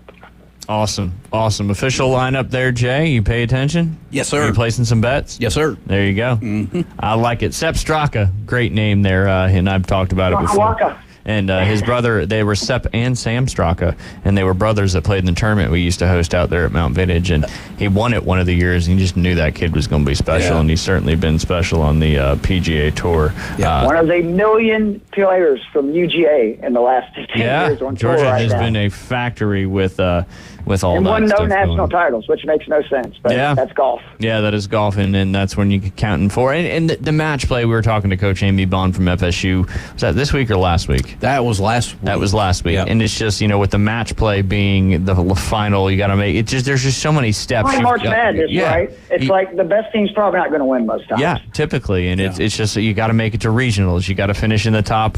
I think it's 12 or 16 in regionals, and then you got to make the first cut in the national championship. And it's a grueling. You're literally playing. If you go to the finals, I think it's a round of golf. I think every day, and one of those rounds is 2 in 6 days. Yeah, it's just a grind. I believe they actually played 36 twice in those 6 days. It's unreal. Which is insane. And the match play is one of those things. Like a lot of times you can play a round of match play, but the better golfer doesn't necessarily win because it's just sometimes the way the ball bounces. That's right. And when it's hole by hole, you can have a terrible hole but only be down by 1. And that's why I love playing match play. Me too. It allows you a little freedom to suck on one of the 2 holes or something like that. Augusta State, right? Won 2 national titles. Your boy Patrick Reed, he came alive. I was at that first national championship banquet there at Augusta State at the dropping golf balls through his pockets and his pants over by the hazard. That's it. 2-ball Patrick. Yep, you just got to shake it. That's why you wear pants and not shorts. That's for sure. But real quick, Keith, before we got to take a break, let everybody know where they can find all your very, very good information. The easiest is just you can follow me on Twitter/X. It's at Keith Fleming. That's KeithFleming.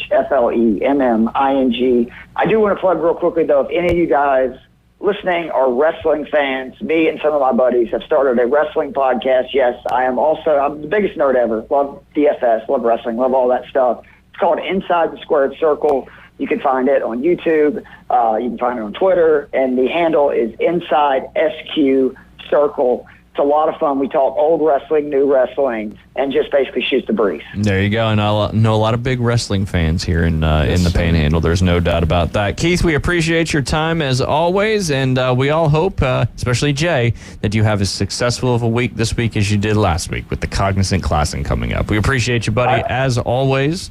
And be safe in the shower, boys. Yeah, okay? there you go. There you go. If you shave in the shower, don't fall. That's for sure. Well, yeah, I was gonna say, definitely don't fall. Yeah. It was not fun. No, not good. Bruce's chick. What is it?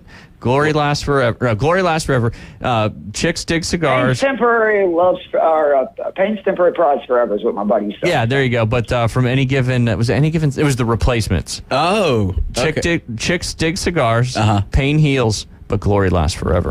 I love it. Amen. And with that note, we will go to break for our final segment on this beautiful Wednesday. You're listening to The Inside Drive. We'll be right back. 104.3 ESPN Northwest Florida presents the madness of college basketball. 68 teams, 32 conference champions. But there can only be one. ESPN Northwest Florida is your exclusive radio home for the NCAA College Basketball Tournament. Discover Kia at Bill Bird Kia. Stop by Bill Bird Kia during the President's Day sales event going on now and drive away the new 2024 Kia. Now offering 4.25% APR up to 48 months on the purchase of a new 2024 Kia Sportage. You get the perfect balance of comfort, safety, and technology. Bill Bird Kia is the home of the 20-year, 200,000-mile warranty. Stop by and see us at 2435 East 15th Street or anytime at BillBirdKia.PanamaCity.com. We'll treat you like family and give you the peace of mind you can trust. Offer from Kia Finance America for the purchase of a new 2024 Kia Sportage with $2,267 per month per 1,000 financed at 48 months. Quantities limited. No down payment required. Cannot be combined with other finance offers. The 20-year, 200,000-mile warranty is a Bill Bird Kia warranty. See dealer for complete details. Offer for well-qualified buyers. Must take delivery from dealer stock through 3/4/24. It's time for a new kitchen from Kitchen Designs. Kitchen Designs in Panama City Beach and Santa Rosa Beach offers full service cabinets, countertops, and flooring. Cash and carry cabinets available the next day. Kitchen Designs has been family owned and operated for over 20 years. Ask for your free cutting board with any purchase through March 10th. Call Kitchen Designs 850-775-4150 or stop by their showroom 7934 Front Beach Road and on Lynn Drive in Santa Rosa Beach. Welcome to the Inside Drive, the next big thing. It's a big, huge, giant deal. Sports betting, huge reactions, your calls and real-time coverage of the stories you're following. Broadcasting from the Bill Kramer Chevrolet Buick GMC and Kramer Marine Outdoor Studios on ESPN Northwest Florida. Chicken.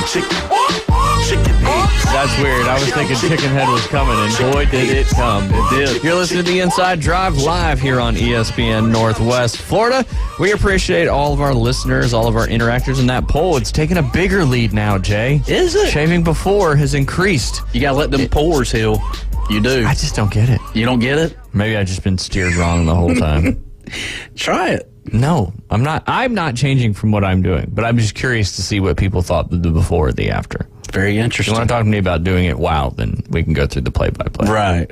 Give you a little script on how to do it. Want to mention one more time that Buffalo Rock is hiring Class A CDL delivery merchandisers. They're doing a $1,250 hiring incentive, a $1,000 Class A CDL incentive.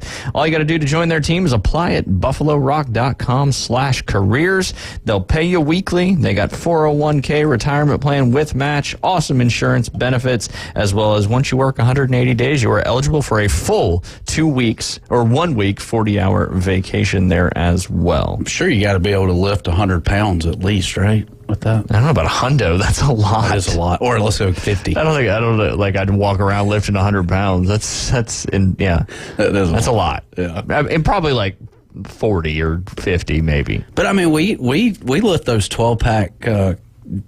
12 packs at times, and that's difficult. I can't imagine having can you imagine doing that 8 hours a day?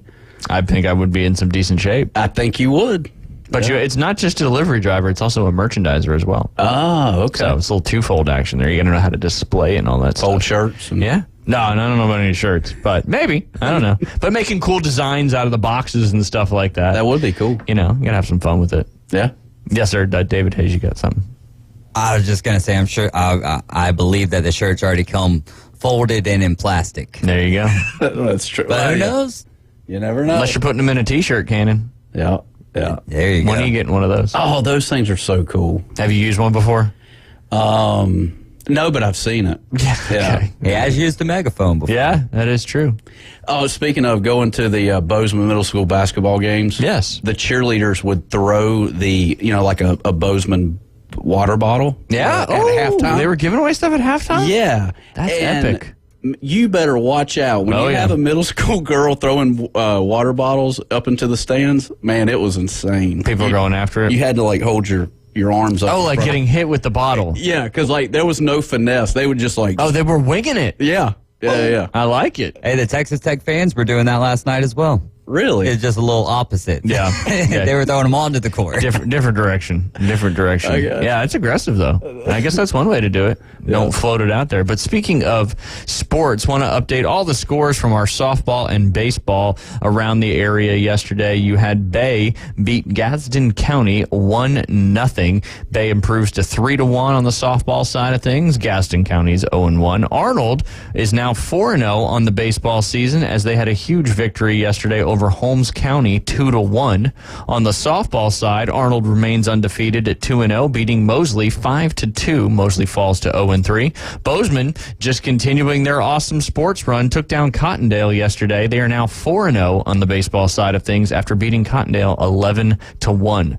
Mariana took down North Bay Haven. Both teams are now 2-1. They won that game 3-1. And then North Bay Haven on the softball side of things took down Bozeman 8-0 and improves to 3-0 on the season. Bozeman now down to 2-1. Quick little note on that North Bay Haven team. They won all three of their games by a total score of 25-1. Oof. And then they had 2 preseason games as well. The total of that was 51-2. Dang. Whoa.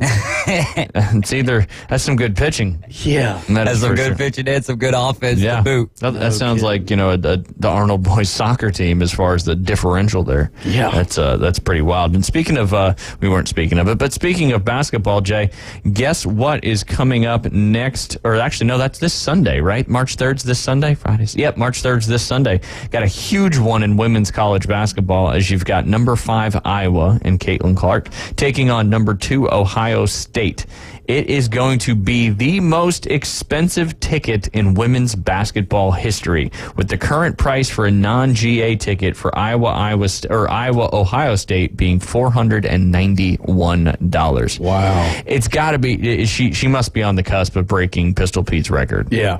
Obviously, it's a huge matchup, too, for the conference, but it's got to be because of the record, right? Mm-hmm. It is? Yeah, for Pete. Okay. Yeah. So this is her opportunity to break it. So that makes sense. But still, it's a huge game as Ohio State's number 2 in the country, and Iowa is number 5 there. So really good stuff there. If she breaks the record, that'll be awesome. But tonight is the big one, Jay.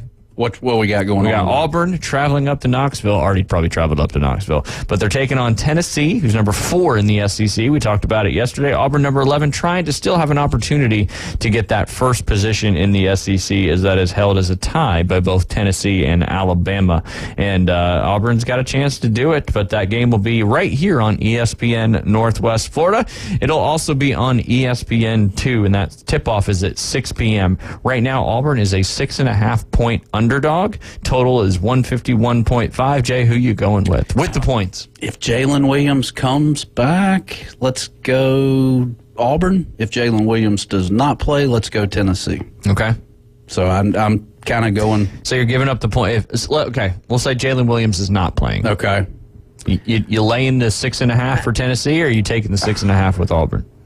I'll take Auburn in 6.5. Okay. Yeah, I don't think they get it done. But they, it comes stay down. close. They stay close. Yeah. How about you? I've actually got Auburn. I got a bet with Auburn at plus 6.5. Yeah. Now, if I was betting the total points, which I don't do very often, based on trends, which is what Keith talks quite a bit about, that 151.5, I would take the under on that one because I think the last time Auburn played Tennessee, they both scored I think the total was less than 120. Yeah. So if you're betting that, I would take the under on that one. That's for sure. I know the Gators took Auburn down big time a few weeks ago, didn't they? They did. You got to watch out for those Florida Gators. They're a tough team at home, that's for sure. And they are playing Missouri tonight, but that should be they're a 13.5 point favorite in that one, as Missouri is 0-14 in the conference. Ooh. So that would be a surprising one if the Tigers go down there and beat the Gators. But you never know. It's college basketball, and anything can happen. Alabama trying to stay first place in the SEC. They take on the Rebels, Ole Miss, who's 6-8 in the conference,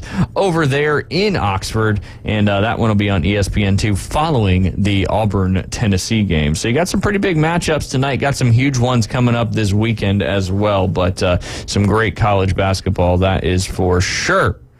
Got the women's basketball. Oh, wanted to ask you about this, if it mattered or didn't matter. Did you hear what Taylor Gooch said? What did Taylor say? Taylor, that's funny. Immediately went to Swift. Oh, yeah. But basically, he said that if Rory were to complete the career Grand Slam, there would be an asterisk on it if he won that Masters victory because all the best players in the world aren't there. He's been roasted on social media talking about, well, he wasn't there when Tiger won his Masters in 1997, so there should be an asterisk on. He's just been getting destroyed on social media. But regardless of all that, they put asterisks on things all the time with steroids and stuff like that. But what do you think? Is it truly a good victory if it's not? I mean, according to World Golf Rankings, the best players in the world are there, but we all know this stuff about the LIV Tour and all that and the no rankings. But what do you think? I mean, the defending champion's not even going to be there. Oh no, stupid. He's eligible. He's eligible. Yeah. He won it, so he's playing the rest of his life. And so who wouldn't? So I'm just considering who wouldn't be there that would have a potential to win this thing. I concur with Taylor Gooch. Do you? I do. I'm going against the grain. I know we've been talking the grain today, and I'm going against it. I think there should be an asterisk. Yeah, I'm shaving up. Yeah, I'm shaving up. Yeah. There should be an asterisk there. So do you think then that the official World Golf Ranking should start including LIV at some point? Absolutely. And they just got to figure out how to do it. Quickly. Are you surprised that we're approaching March 1st and there's still no deal or no agreement between the PGA Tour and the PIF and all that? Yep.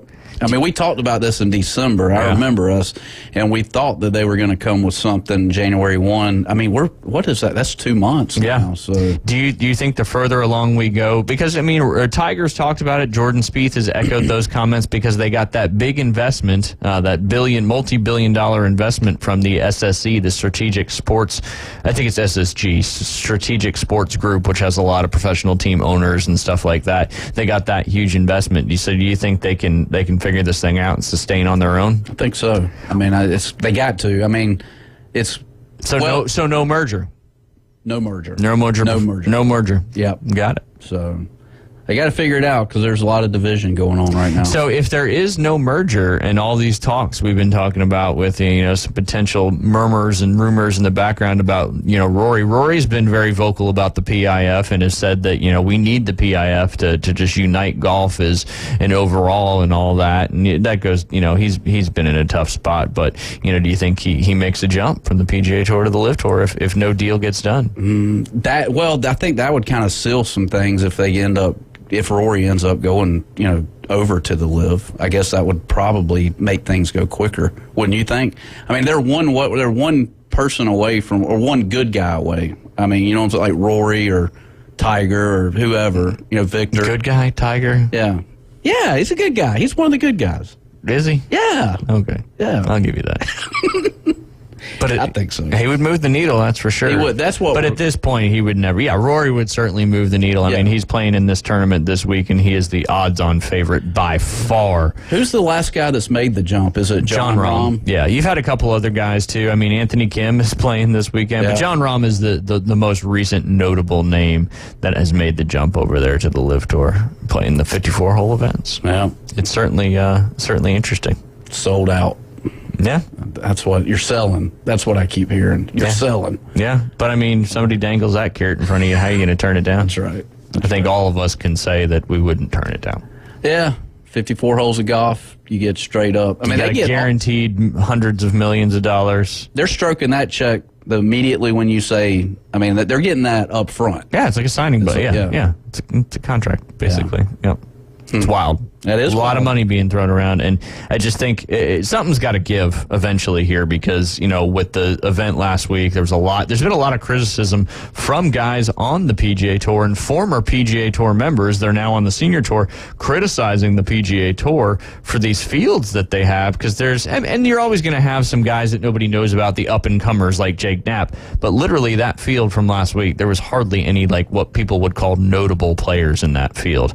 Obviously a lot more coming up, and we're about to be at the major season, but you know, if I don't think anything's done before the Masters, then I don't think there's going to be any merger. No, and I was reading earlier before the show is that Chris Kirk and a couple of the guys are rooming together, like the old mini tour days. So has it gotten that bad on the PGA Tour that they're all rooming together again? Well, I know a lot of those guys will room together, but they'll rent, you know, mansions and Airbnbs and stuff like that at these tournaments. And I know like Ricky Fowler and Justin Thomas and those guys have always done that kind of stuff more as like hanging out with your friends and your friends' families and stuff like that. So is it a financial decision? I don't think so. Okay. I don't think so. Right. But maybe it is, but I don't know. I don't know. You want to leave us with one? Oh, let's get the final poll results here, Jay, on your poll. Ended up being 63% before versus 38% after. And then 1% during. Well, it depends on how many total votes there are. Yeah. But I would just vote a bunch.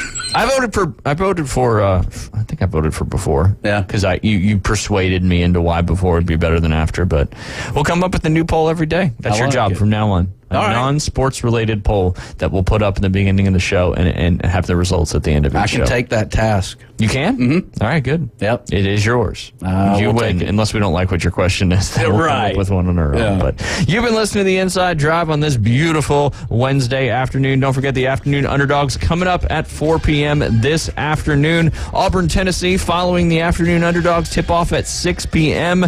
Good luck to those Auburn Tigers. War Eagle. We'll see you guys tomorrow.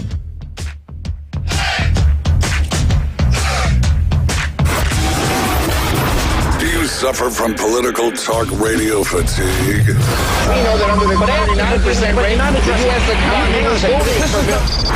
Tune in